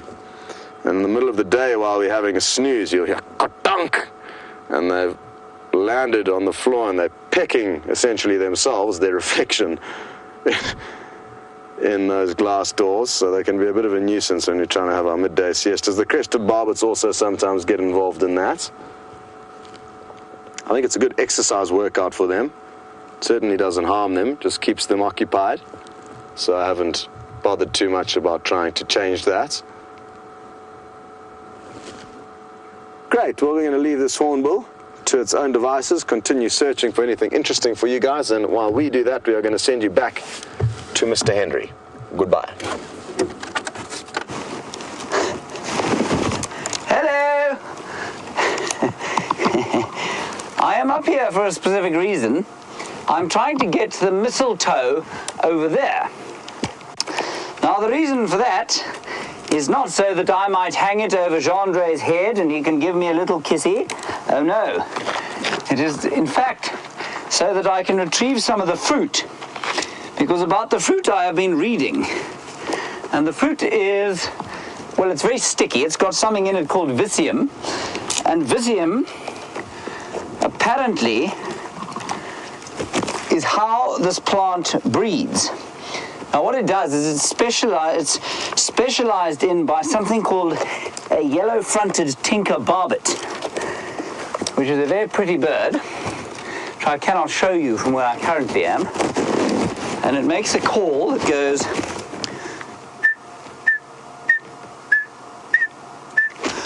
day long. They eat about 170 of the fruits every day. And what happens is that the fruit is digested within the stomach of the bird. The skin comes off within the stomach, and then they regurgitate it. And it's covered in this viscium. And the viscium then sticks to the bird's beak as it is regurgitated. The bird then cleans its beak upon the tree, and then the seed sticks to the tree. And, oh, here we go. I can't believe I found one. So this particular little piece of plant here, I don't know if you can see it clearly, is the mistletoe, and it's growing from, I can't even find the source of it, there are a few different plants. It's actually growing, Jean-Andre, from the edge of the sort of further sticky outy branch. There's a huge gall from which this plant is growing, and I'll bring down the seeds now and you can have a look at them. Now we'll try and sort of pick out the sticky viscium, and you can see exactly what it is that the bird gets stuck to his beak before he then sticks it on the side of a tree, and it then grows from there. Andre, why are you giggling? Here we go. Beautiful sunset about to take place with any luck, and marvelous clouds, as I said earlier, allowing us to enjoy the afternoon without the blinding light of the sun. Now, one other interesting thing about this tree, Andre, if I might, before I fall out of it, is the state of this branch I'm standing on here. You can see that it's bent at a kind of odd angle. And it's bent at this angle because an elephant has pulled it off a few times, and it's kind of growing all over the place. And this is, of course, a great adaptation of the marula tree. It has learned to cope with the machinations and attacks from elephants that beset them every so often. Elephants love the fruit. Elephants love the bark. Elephants love the leaves. All right, this is going to be the awkward bit. Here we go.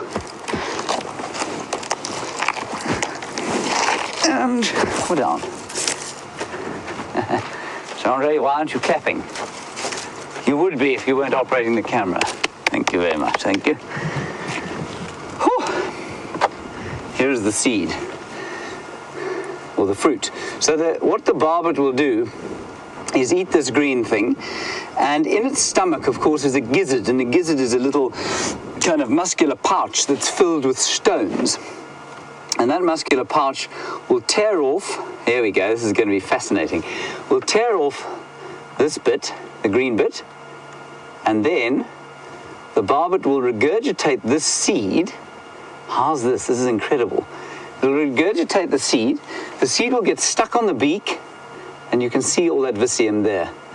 And it cleans the beak against the branch, so it'll fly off, and then you've seen birds cleaning their beaks against the branch, and that will stick against the branch from which a new mistletoe plant will grow. How cool is that?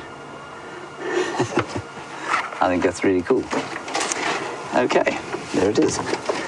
We'll see if we can get one to sprout from there. It's very, very sticky. Let me plug myself back in and we'll carry on our search for the leopard. I'm really glad we managed to do that. I was terrified that when I got up there would be no fruits, and if there were no fruits, then I'd just have looked like a palooka standing in a tree. Well, wouldn't be the first time I've looked like a palooka standing in a tree. I think we're in for a magnificent sunset today.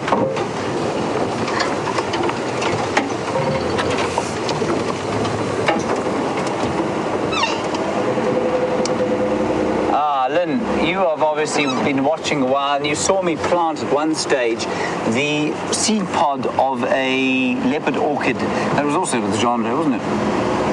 Planted it in a tree at the Buffels, not the Buffels Dam, at the Juma Dam, in a knobthorn tree, and it looked like it was doing quite well until one day I went to check in it, and as I got there, I saw a beastly little squirrel come running out of the hole where I'd planted it, and it had devoured the entire thing, so it didn't in fact germinate at all.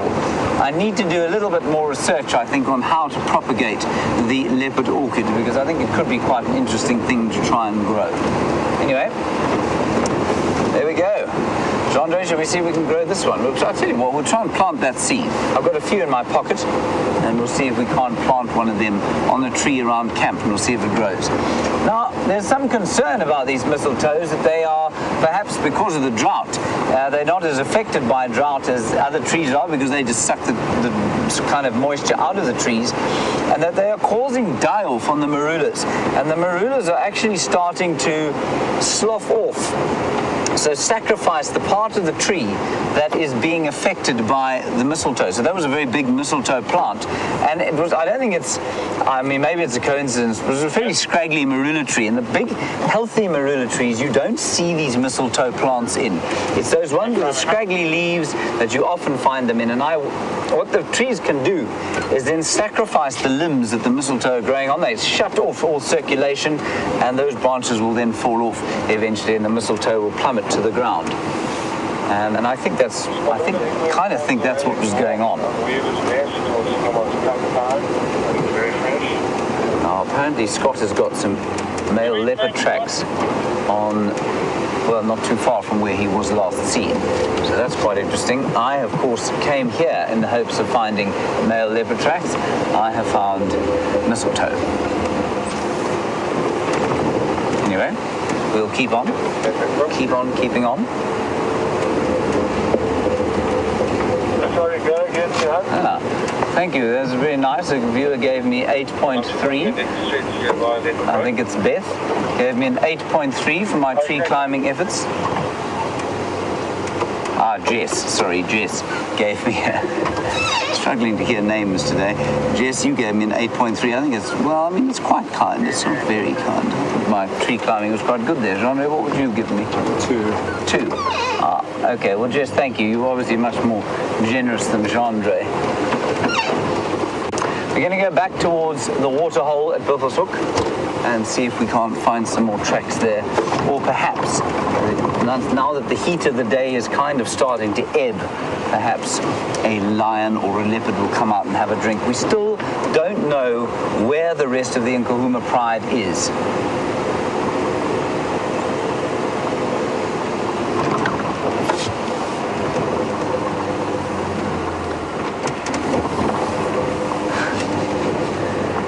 Angela, you have the final control of fits of hysteria. You say that, was I a monkey in my previous life? You've never seen anyone bend their body in the way that I do to climb a tree. Angela, I may have been a monkey, I may have been a cockroach, I'm not really sure. But certainly I do enjoy climbing trees. I wasn't very good at it as a youngster, but now as I've matured into ripe old, almost middle age, so I have enjoyed climbing trees even more.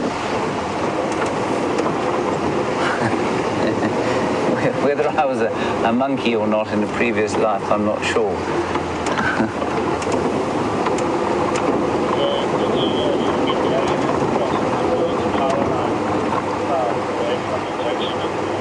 Now, Marianne, I think you might be right. You say that you've been taught your entire life that mistletoe berries are poisonous. Now, Arkansas is obviously far removed from where we are here, and there will be many different species of mistletoe, and sometimes I don't even know if they're related plants, because there are often English conventions that we use kind of, across the pond, as it were, that aren't necessarily the same. So, for example, what you'd call a buzzard, we'd call a vulture. What you'd call a turtle, we'd call a tortoise. And so I'm not sure if the mistletoe there is actually related to this mistletoe. I suspect it probably is distantly, though, and I wouldn't put this in my mouth. I think that it can be quite toxic to human beings, but it certainly isn't to the birds, and especially not the yellow-fronted tinker barbet, which enjoys immensely 170 fruits in a day if it can eat them. Can you imagine how many of them get distributed around the place?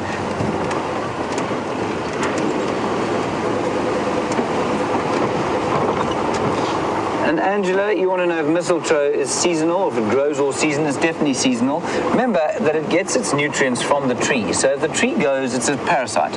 If the tree goes dormant, so too must the mistletoe, because it won't be able to get any more, anything in the way of water. So Absolutely, they are seasonal growing, and that's why we're going into autumn now, and so it will start to produce the fruits, as do many trees around the place. We've got our guarri trees.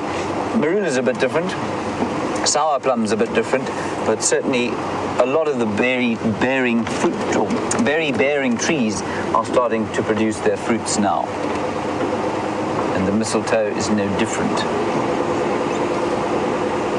A very pretty sunset there that we can see. Kirsten's just pointing that out to me. Thank you, Kirsten. I'm looking for a leopard, of course, fading dismally at this stage.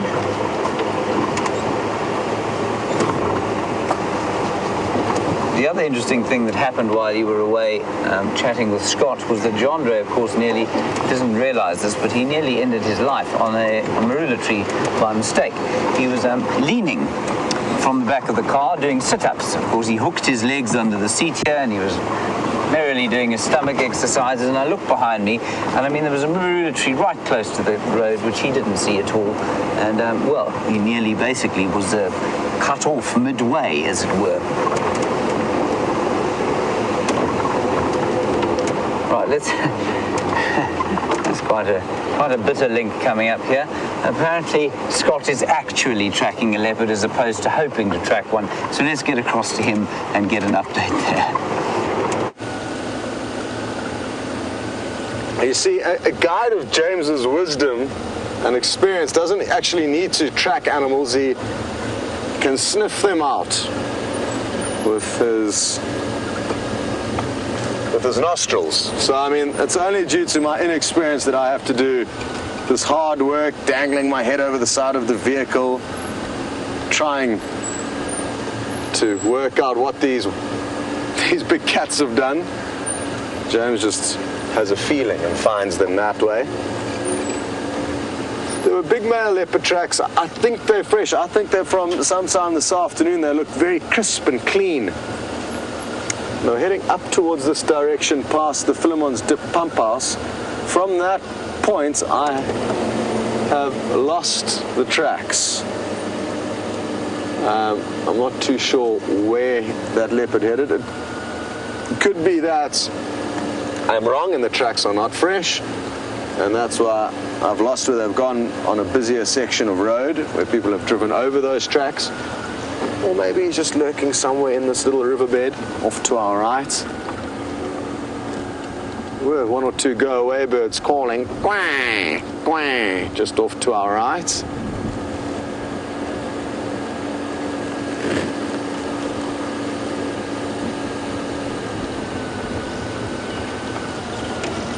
It'll be a wonderful, wonderful way to finish off what's been an incredible safari with all of you.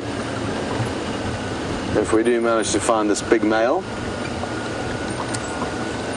But it doesn't appear that he's come this way. I can see a few monkey tracks. This is another road that was dragged today with tires, so it's incredibly easy to see any tracks on it. It's perfect fine film of powder. Exactly what you want to be tracking on. There are only a few monkeys that were running down in this direction that I can see.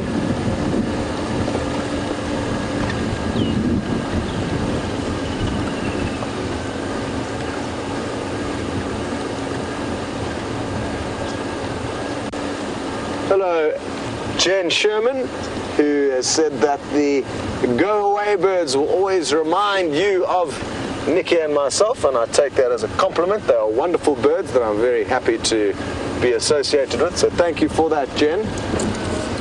And my offering to you, Jen, is a beautiful sunset that I'm going to turn around for and just show you a glimpse of now. Look at that. Beautiful. The sun just dipping below the horizon, some silver cluster leaves in the foreground, one or two marulas, and a bearded woodpecker doing its loud drumming call in the background. It'll do it again. Come on.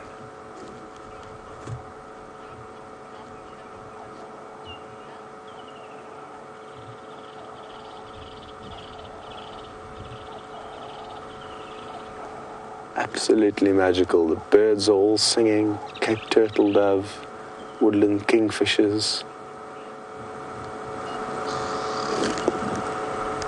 That was a Cape turtle dove you heard there.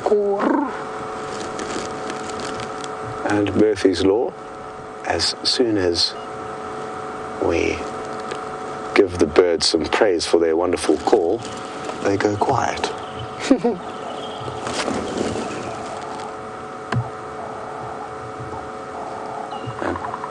There's the woodpecker again. It's the only woodpecker that will drum loudly to communicate with other woodpeckers of its type. It's called the bearded woodpecker. Cuckoo-roo, cuckoo-roo. It's a Cape turtle dove calling.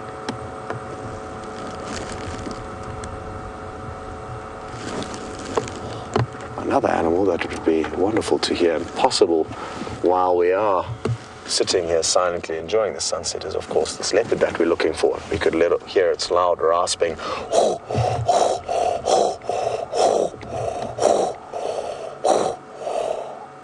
That would be nice. All right, let's try and get... Oh.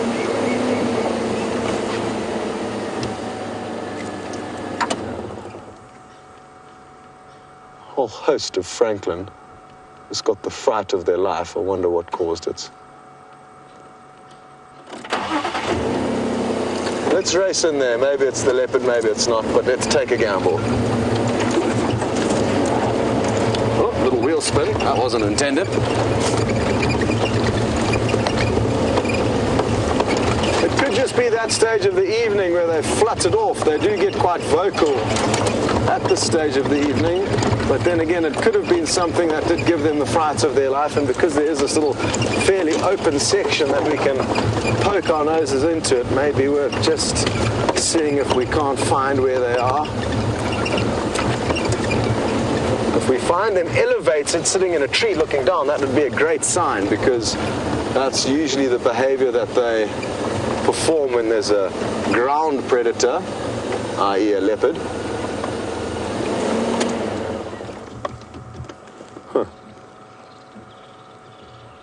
Whereas if they stay on the ground, then that's usually a good indicator that it is a aerial predator that's giving them a hard time.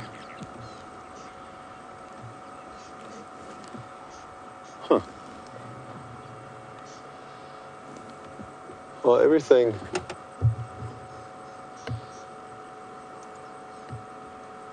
appears to have calmed down to a panic.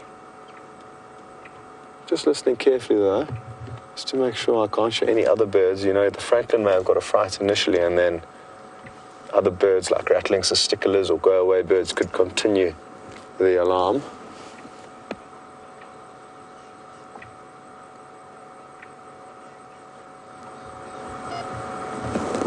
Just such a beautiful evening. Let's keep on taking a look at what's going on to the west there. Clouds are getting illuminated that light orange, beautiful scenes.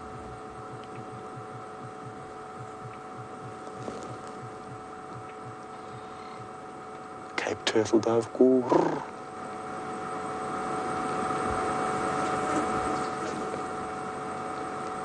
But definitely no more panic that I can hear regarding any of the species that will alarm call. So let's stick with the initial plan, which was to head back up to quarantine, which is a large open area where we'll hopefully be able to get you the last few moments of the sunset. And while we race across there, we are going to send you back to James. Now, I don't know what to say. I was told that Scott was tracking a leopard and describing the sunset and showing it to you at the same time. We can't see the sun from where we are. Oh, yes, we can. Oh, yes, we can. We can see it there. Andre, show everyone the sun, quickly, before they don't believe I can find anything. There, I found the sun. Phew. Kirsten says Scott's was better. Kirsten is going to find the grey tree frog that we found in the bathroom today in her pillow this evening. Now I can hear the massing. I'm really getting it in the neck today. Sorry, the grey tree frog that Nikki found in the bathroom today.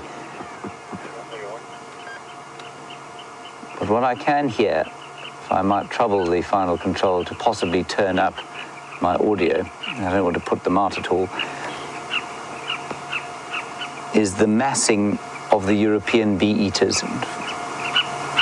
And the massing of the European bee-eaters there means that they are also thinking about going home. Back to Europe, where it is that they also breed much like the swallows. And I think they will leave at a similar time, maybe a little bit later, maybe a few weeks later. And I think I'm going to sit just right here until the sun dips down below the horizon. Just turn this game drive radio off. There you can hear them. Chip, chip, chip, chip, chip, chip, chip, chip, chip, chip, chip, chip.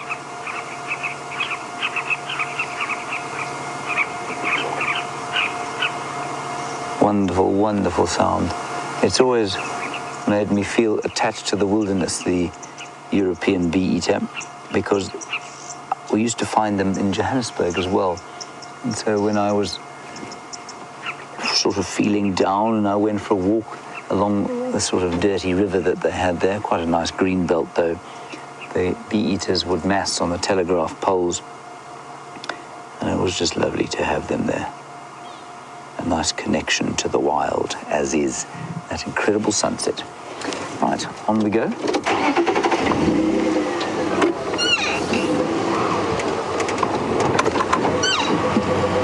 Rondry, why have you not spotted a leopard today? Not found a subtraction. That is also true. Fair point. Now, the first time Jean-Andre came on drive, there was a leopard sitting right there, and we drove past, and of course Jean-Andre, it was his first day, and I thought he was this great galumphing palooka with enormous calves on the back of the vehicle, and he said, I think there's a lion in there, and I said, don't be ridiculous, I definitely would have spotted it. Well, it wasn't a lion, but it was Mvula. So I was hoping he'd rather fancy a repeat performance today, but alas, he has not. Perhaps there is still time. No alarm calls this side of the reserve. And interestingly, you know, Buffelshoek Dam was a focal point for a long time. When the beginning of the drought came, it was the only kind of natural, well, semi-natural waterhole that had water in it, unpumped waterhole. And then it dried out completely for the first time, I think, in 20 years. And now nothing has come to drink there. I haven't seen anything come down to drink. Just a few birds have returned, but not much else has come back there. And I think it's indicative, A, of how much water there is, and B, how amazingly resilient and adaptable the animals are. I don't know where the hippo that lived there has gone. I don't know where the hippo that lived in Peter the hippo that lived in the pan, I don't know where he's gone either. But quite possibly up to Buffelshoek, at least up to Sydney's dam, where after that rain, there'll just be that much more water.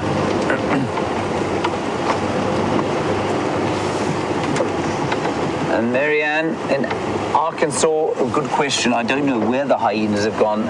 They may well be still in their normal den. I just haven't been to look this afternoon. But I'll make an effort to try and go around there tomorrow morning, and we'll see what's happening there. So for those of you who don't know, we did go and check this morning, and there was absolutely nothing going on. Then we checked all the other den sites that we know of, and there's one on Aubrey's Road, which is a very small and sort of unsalubrious neighborhood. There are no nice shady trees over it or anything like that, and there's definitely not space for all of them in there. And there was a lot of hyena track around the place and a fresh bone, so maybe a few of the youngsters have been moved in there. I'm not sure, but we'll unravel the mystery of the hyenas fairly soon, and we will certainly try and do that, but the area in which they live is very full of deep drainage lines, so it sometimes takes us a little while in order to get in there and have a proper look. I'm not convinced they've moved. I just think that after the it was A, starting to smell, B, the lions came round there and a lioness stuck her head right into one of the holes, and then C, they had that big conflict with the wild dogs, which I think would probably have unsettled him slightly, even though they caused it, of course. And then there were two youngsters around about where that leopard kill was this morning. Well, one youngster and one adult, probably Pretty, and then they headed off. Pretty didn't head off towards the den site. She moved off in a slightly different direction. So I don't know. We will find out, and that's the great and exciting thing about what we do out here, is that we learn all the time, and B, the mysteries of the wilderness continue to confound us. We're now pulling onto Buffel's hook cut line. I thought I saw an elephant there, but I didn't. No. And we'll see if there are any further tracks coming across here. I didn't find any tracks on the cheetah cut line, so that female leopard whose tracks went in there at some stage must be still around there, but I don't know. They do tend to be quite spirit-like, the leopards of this area. Still got a frog in my throat. Just check something quickly. Right, on we go. The sun is now set, of course, which means we must put on our lighties. What I'm going to do is do one more turn past where that leopard kill is and see if we can't find something there.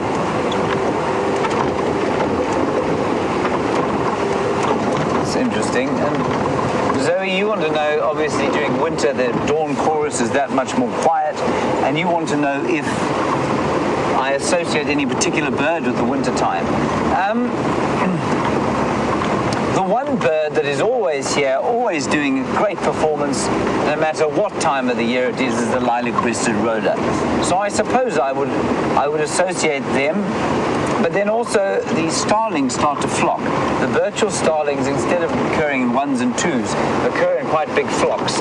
So I suppose those would be the two birds that I associate with the winter time. But otherwise, no. I mean, everything is so quiet during the winter. I mean, you can stop in the morning and just hear the odd dove calling, maybe the odd franklin, but otherwise it can be deathly hushed during the course of a morning. And so one doesn't normally associate birds with the winter here. Excuse me. On the coastal areas you would, of course, because a lot of the birds will migrate in for the winter.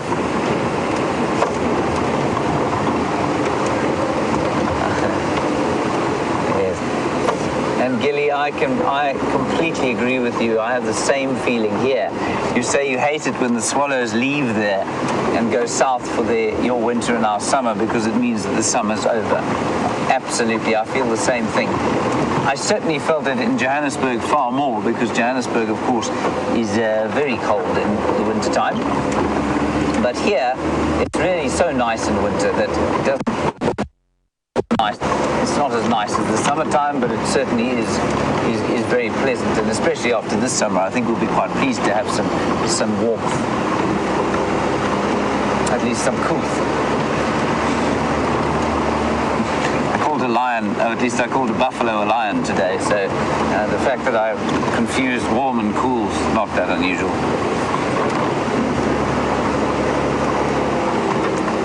Hello, Jeff. You say, when will the dry season start again? Jeff, I mean, we haven't really had a wet season, but in theory it should start kind of at the end of this month, and it would go through until about November. So we have a very long dry season here. We might have the odd little bit of winter rain, but not much.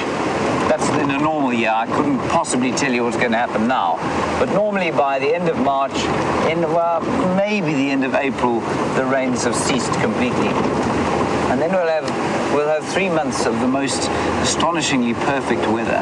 There'll be 1 or 2 days when you'll get a cold front coming through, but otherwise it's just clear skies, balmy, warm days and chilly mornings. It's beautiful.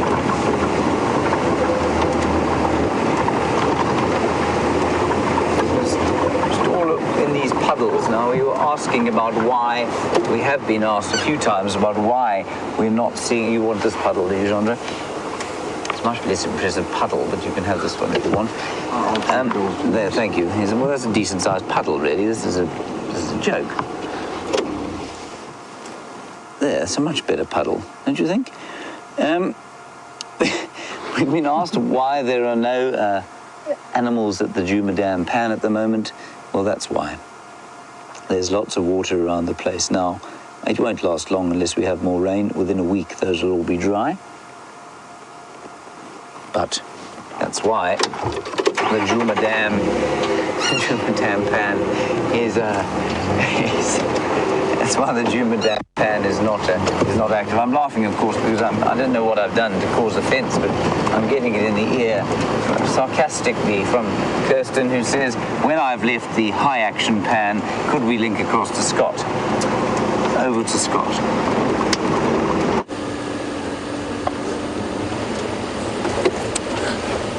So I've decided to come back into the general area where we did have this big male lion this morning, in the hope that we may be able to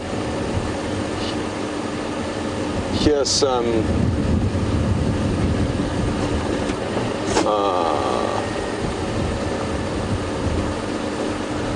no, just did an update saying that there's a lion crossing out of Djuma right this second. Copy that, Johan. Does he have a big scar below his left eye and a wound on his belly?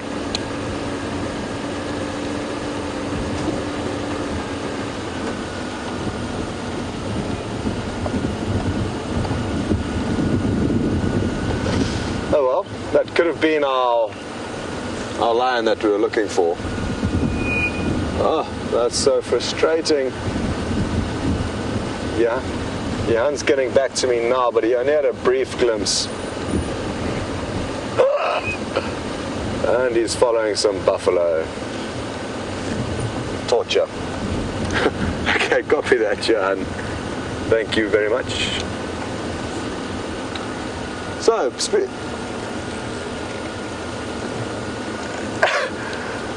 no problem at all.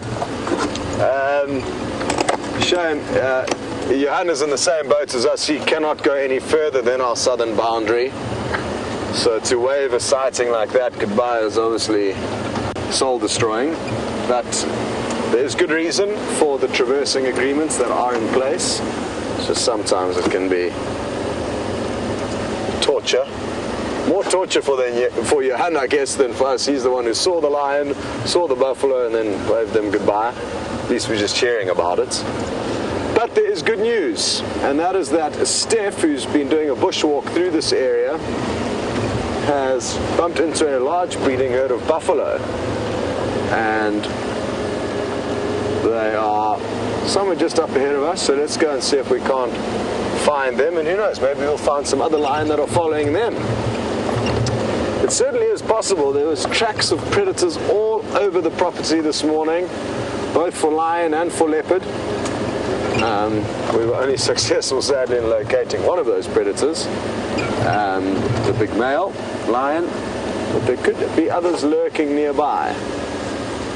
Let's go and see what's happening over here. The lion were apparently heading towards where we've just come from, somewhere in this quite thick block on the left of the road.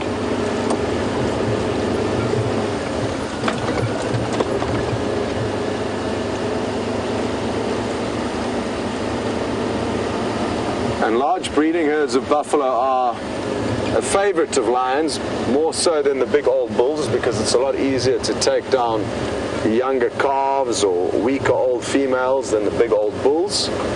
But there's a catch to that whole system, and that is that the large herds have generally got large numbers. That's why I guess they're called the large herds. And those numbers can rally up and regain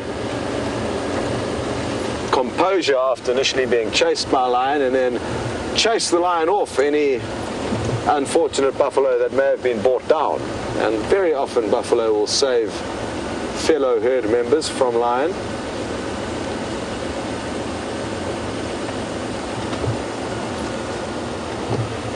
Where's the buffalo?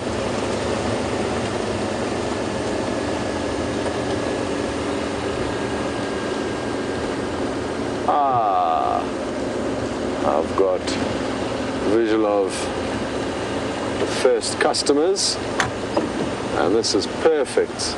They're on each side of the road, slowly feeding towards us. They seem quite spread out at the moment.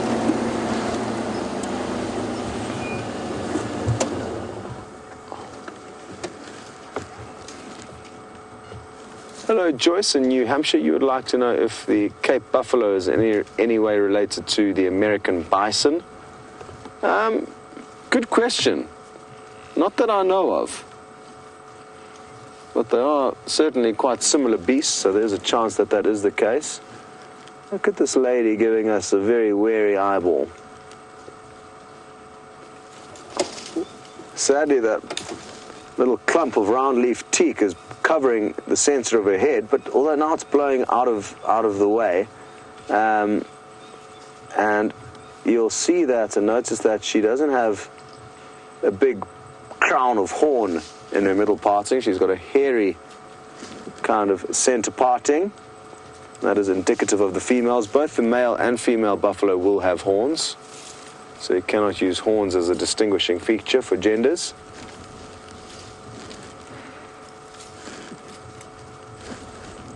Let's see if we can't get deeper into the herd and get you some better views. Okay, we need to get you across to Joe's quickly. He's got some warthogs. Look, everyone, there's the hind end of a sounder of warthogs disappearing into the bush.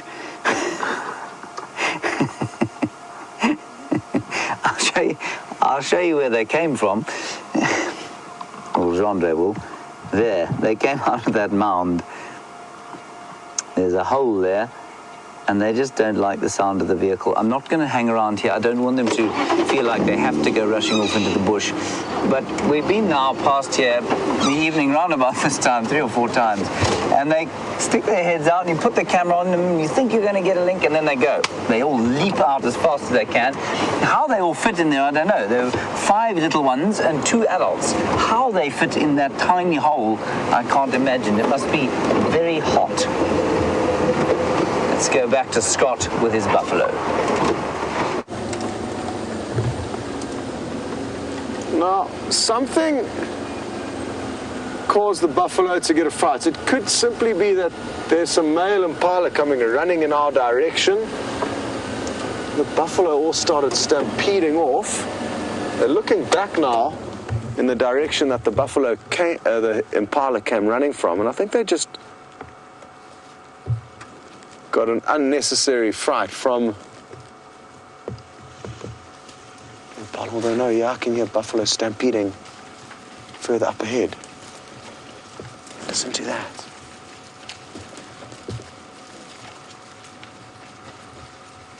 Are there lions nearby?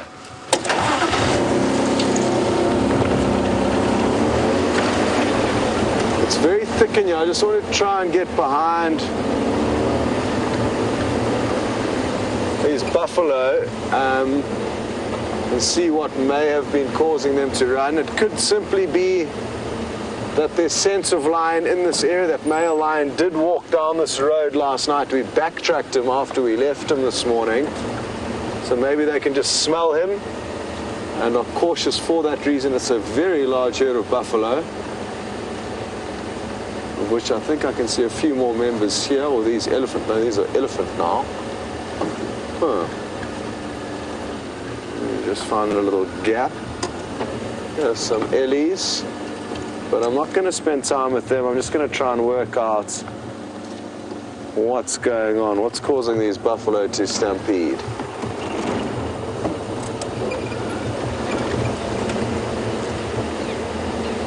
Sparkle Canyon Otter, you would like to know where is the lioness that was with the male, with James last night? We're not too sure. We don't know where she has gone. We did have tracks of a single lioness on our northern boundary close to Sydney's waterhole that looked to have come into Djuma, but we couldn't work out exactly where she had gone.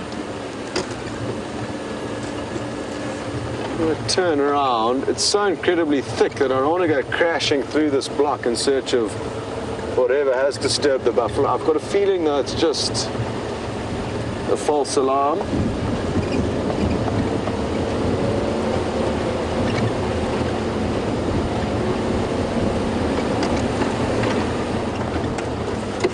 Somebody asked this morning what would be the one thing that I would love to see before I leave, and it would be probably an epic lion buffalo hunting sequence.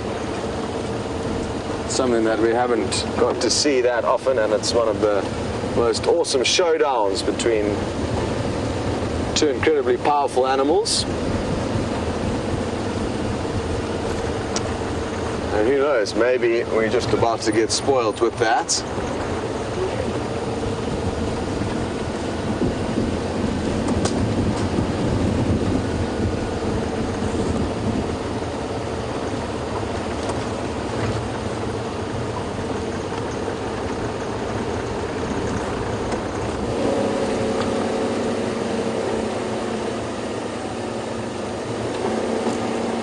Hello, Gracie, who's just 8 years old, and you have inquired as to what about the tea party that I promised we would have across at Arethusa, and why don't we do that tomorrow afternoon, Gracie? We'll go and set up something and have a little tea party across at Arethusa. How does that sound? You let me know, and that would be great. But we can definitely do that before I head off.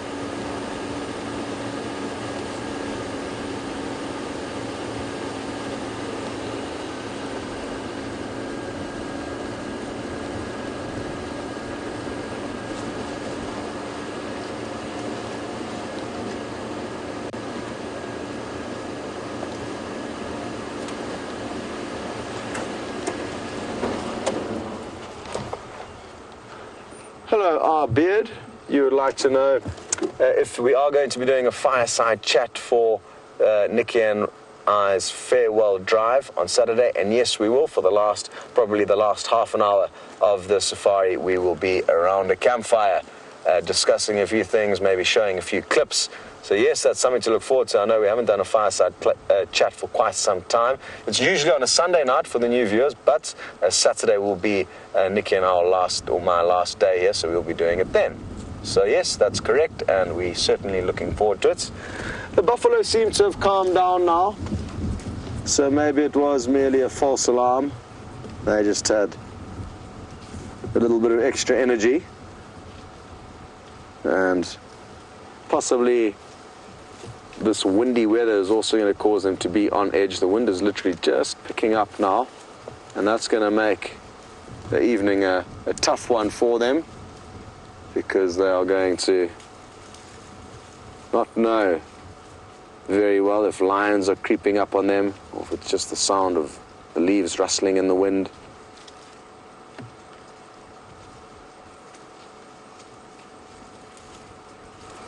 Great, well, as we watch this herd disappear off into the thickets, we are going to be sending you back to James.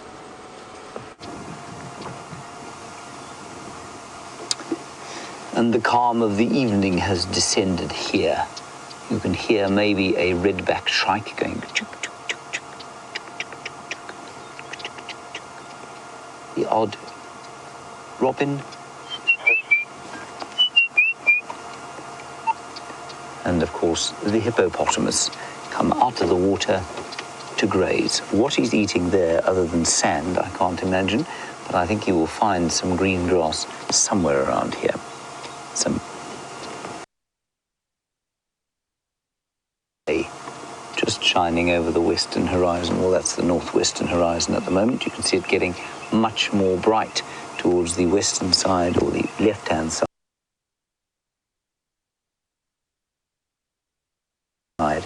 of your screen. Certainly one of my very favorite times of the day.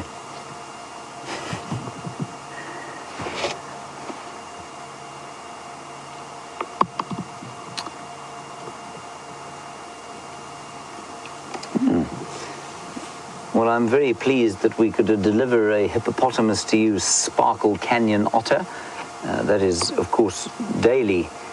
We learn a new Twitter handle that is astonishing. Sparkle Handle Otter. Wonderful. Now, interestingly, those Egyptian geese have almost the identical diet to that hippopotamus. They are grass and leaf eaters, unless you happen to find those odd ones at Buffelshoek Dam, and they eat fish, which is quite astonishing. And the hippos will be very grateful for the slightly cooler weather. They don't like that blinding heat that we've been having, and they'll enjoy the fact that despite the fact their water is, well, not compromised, but there's just less of it, they can at least cope with the heat. It's the perfect time of the day, this, to just sit and take a deep breath in and be grateful for living in a place like this. You can just see him shining there, the mud on the hippo shining in the last light of the day.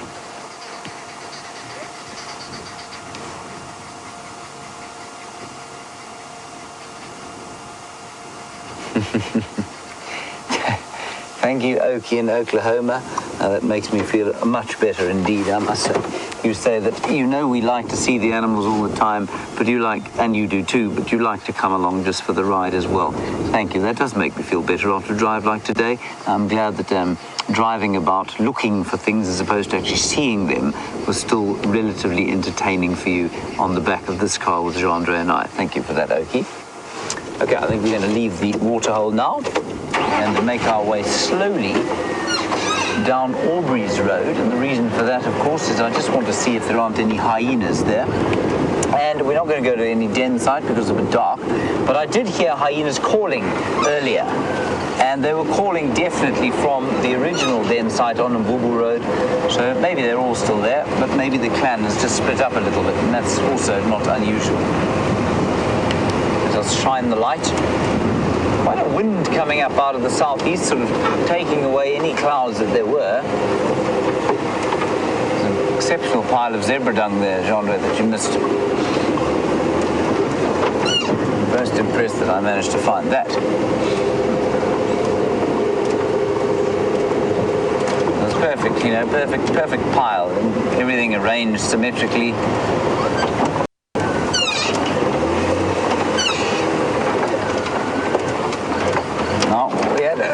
Question yesterday about the different vegetation types that we get here, and this is quite an interesting one as we just drive through here. You don't need to bother to let's go down that way. And this is called a sodic area, and what it means is that the soil is particularly rich in, unsurprisingly, sodium, and that makes the grasses very nutritious. And that's why when there's a little bit of rain and the green stuff comes up, there will be an enormous attention focused on a place like this by the grazing herbivores, which are now not with us anymore.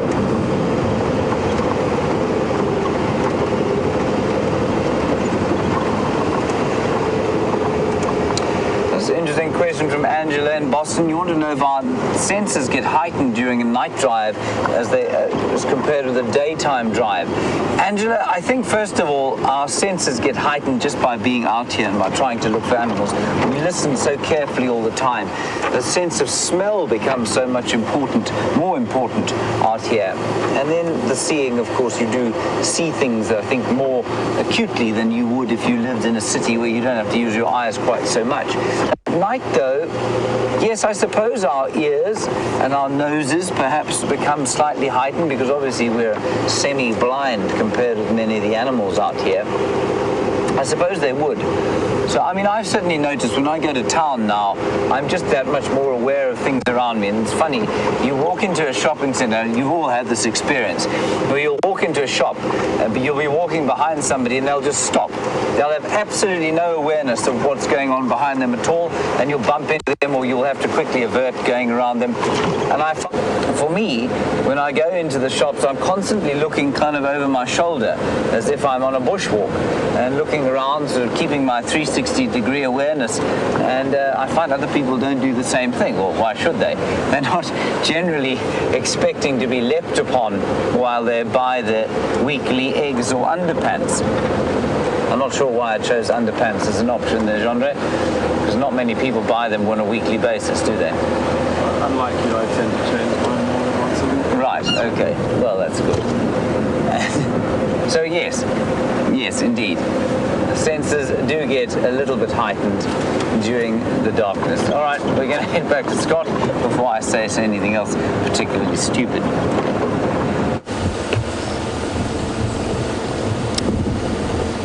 So, what is the cover of darkness going to unveil for us tonight? Time will tell.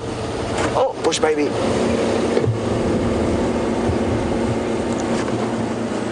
Just keep on there. This is its home. And we've just found a bush baby nest, which is incredibly fortunate. Let's just get into a comfortable spot here. Probably there. Okay. In that little fork of the tree there's a hole. And if you just go down a bit, okay, are you fully zoomed in?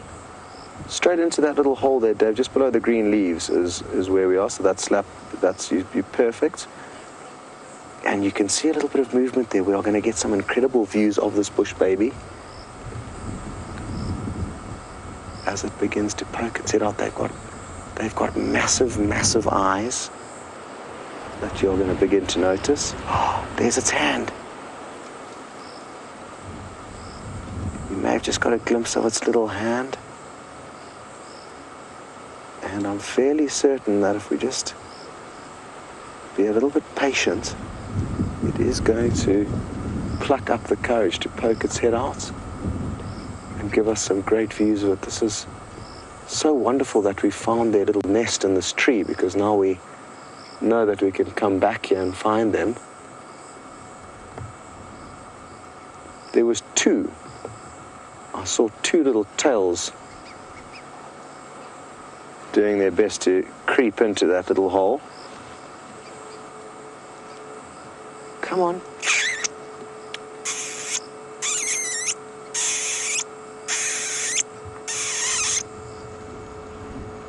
You can see its massive eyeball checking me out as I made that funny squeaking sound. I've once made that noise and had bush babies come bounding through the bushes towards me, but only once. Never again. I tend to keep trying it, hoping that it will happen again.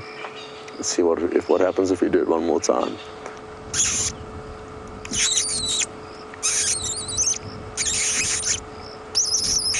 It's having a look. Hello. Hello, you little cutie. For those of you who are new to the Safari Live experience, a bush baby is essentially a nocturnal primate. Oh. So it's a monkey that does its business at night. It's got the ability to launch itself from a standstill, then flying 6 to 10 feet in the air and landing perfectly on a branch after dark. So they are incredibly skilled and agile nocturnal critters. And interestingly, what they feed on is mainly sap from trees, or the gum from trees.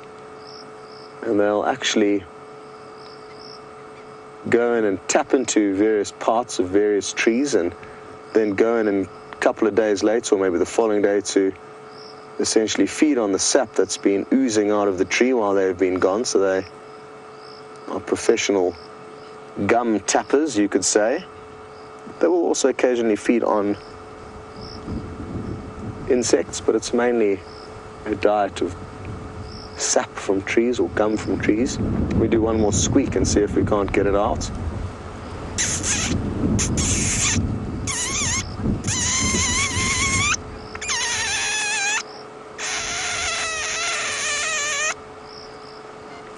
We've got a little bit of movement there. Jeff has just mentioned that if you do that same noise in America, you'll get raccoons coming to investigate. So that's interesting. It's such a pity that we can't get a better angle. I'm trying to think of how we can reposition to possibly try and poke our noses in that hole, but I don't think we're going to get lucky. So let's just stay here and maybe they will poke their heads out. We are very close to them. We're probably only about 4 meters away, so it would be an incredible sighting if we did get them to come out, but I fear while we are this close, we may not get lucky. What I'm going to do is I'm going to turn the spotlights off for a while and see if that doesn't allow them to relax. Oh no, and you can't see anything. Tricky. What to do, what to do.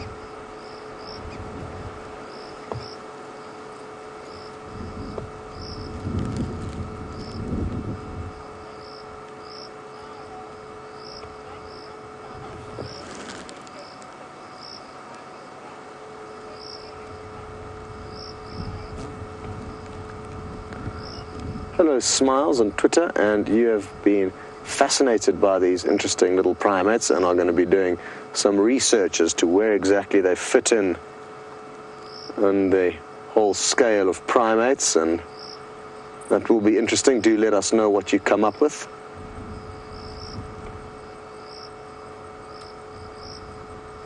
This is the lesser bush baby that we get in this area. You also get the greater bush baby, which is far larger.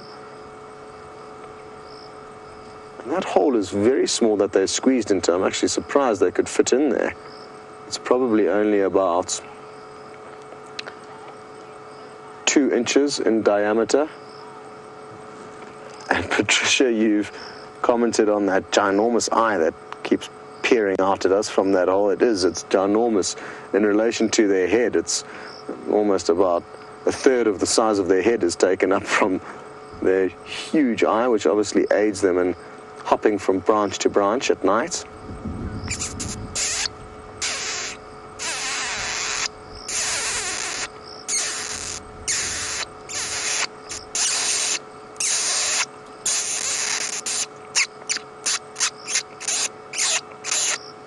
Here we go.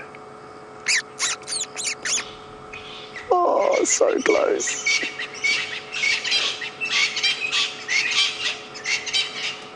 See its little ears poking out there. Come on, you will make so many people around the world happy if we just get to see a little bit more of you. Franklin's went absolutely bananas there, almost to celebrate our better view of it. What's going on in there?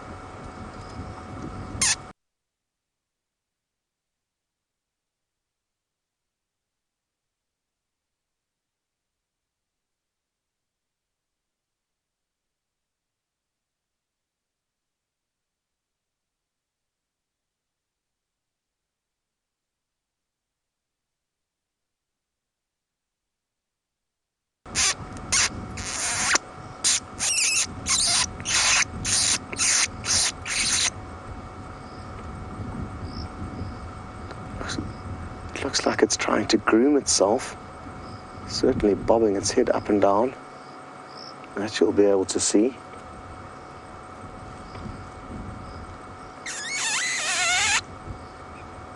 Maybe it's just getting itself ready to come out and do a full reveal. Come on. Come out, come out.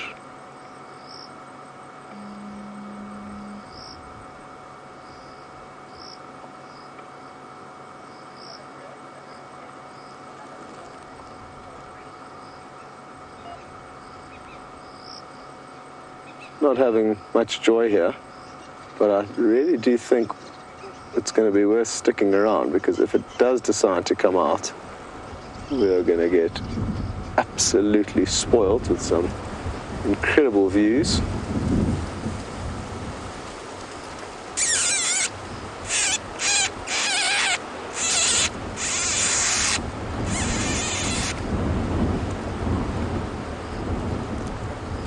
Hello Pelican Penny in Florida. You asking if the light doesn't hurt the bush baby's eyes. I don't think it hurts their eyes, but it will definitely cause it to squint a little bit and readjust. You can see the way it's looking at us. If it was hurting its eyes, it wouldn't be looking straight at us like that. And you'll also notice, Dave, if you zoom out a little bit, I've got the brightest portion of the light actually above where the hole is. So I'm just casting that kind of periphery light, which isn't as bright on where the bush baby is. So you can kind of see that I am doing my best to try and just give enough light for us to see, but not put the brightest portion of light on the bush baby.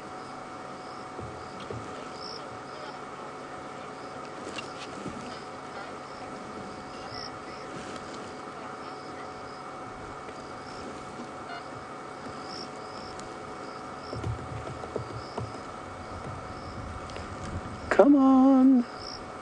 Come on, little bush baby.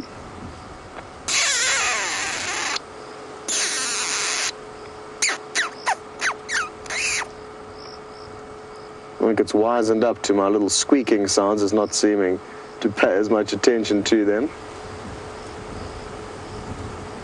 Well, I don't think it is going to come out while we are so close.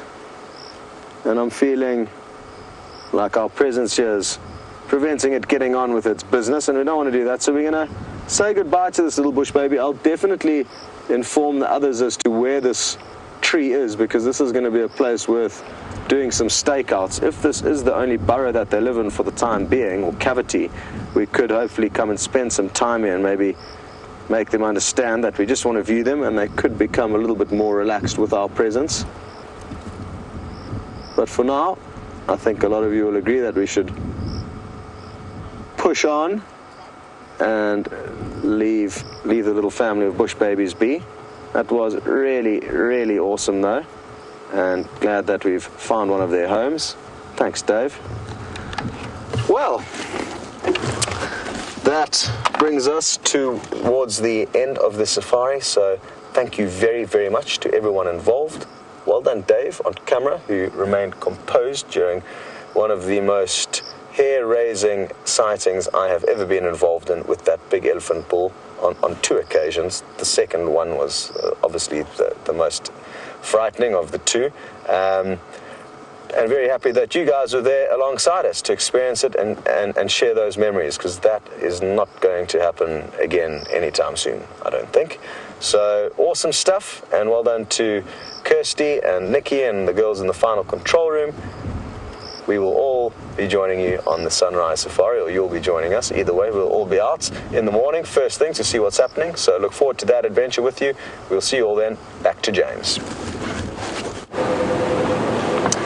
Oh, it is a blustery night, everyone. The wind is coming out of the southeast at quite a rate now, and the impala are looking terrified. They're coming out onto the clearings here to see if they can see what is going to try and eat them during the course of the night. There was a leopard heading in this direction. Those are the tracks that Scott had, and I'm sure that's we saw you with him just down the other side of quarantine clearings. What I'm going to do is just head towards the Djuma Dam pan. I don't know if it's actually, the camera's working. Is it working, Kirsten?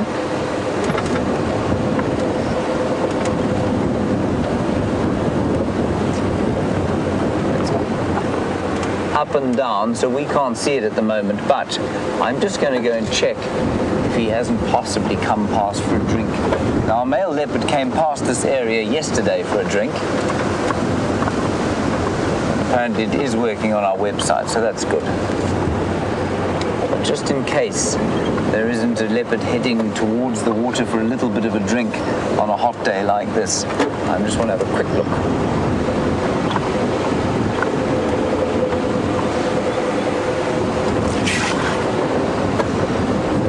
So this wind is lovely. I mean, there's a really nice temperature at the moment. Not so Gendry. Another herd of impala down there, so obviously not many leopards around this area now, unless one of the impalas is about to be devoured.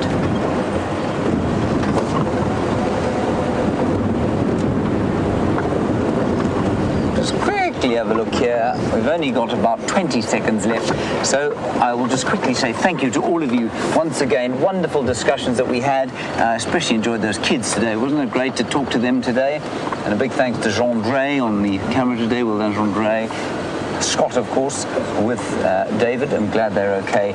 And a big thank you to Kirsten and Nikki in the final control. We will see you tomorrow at 05:30. And when the dawn breaks, stay happy where you are, and see you then.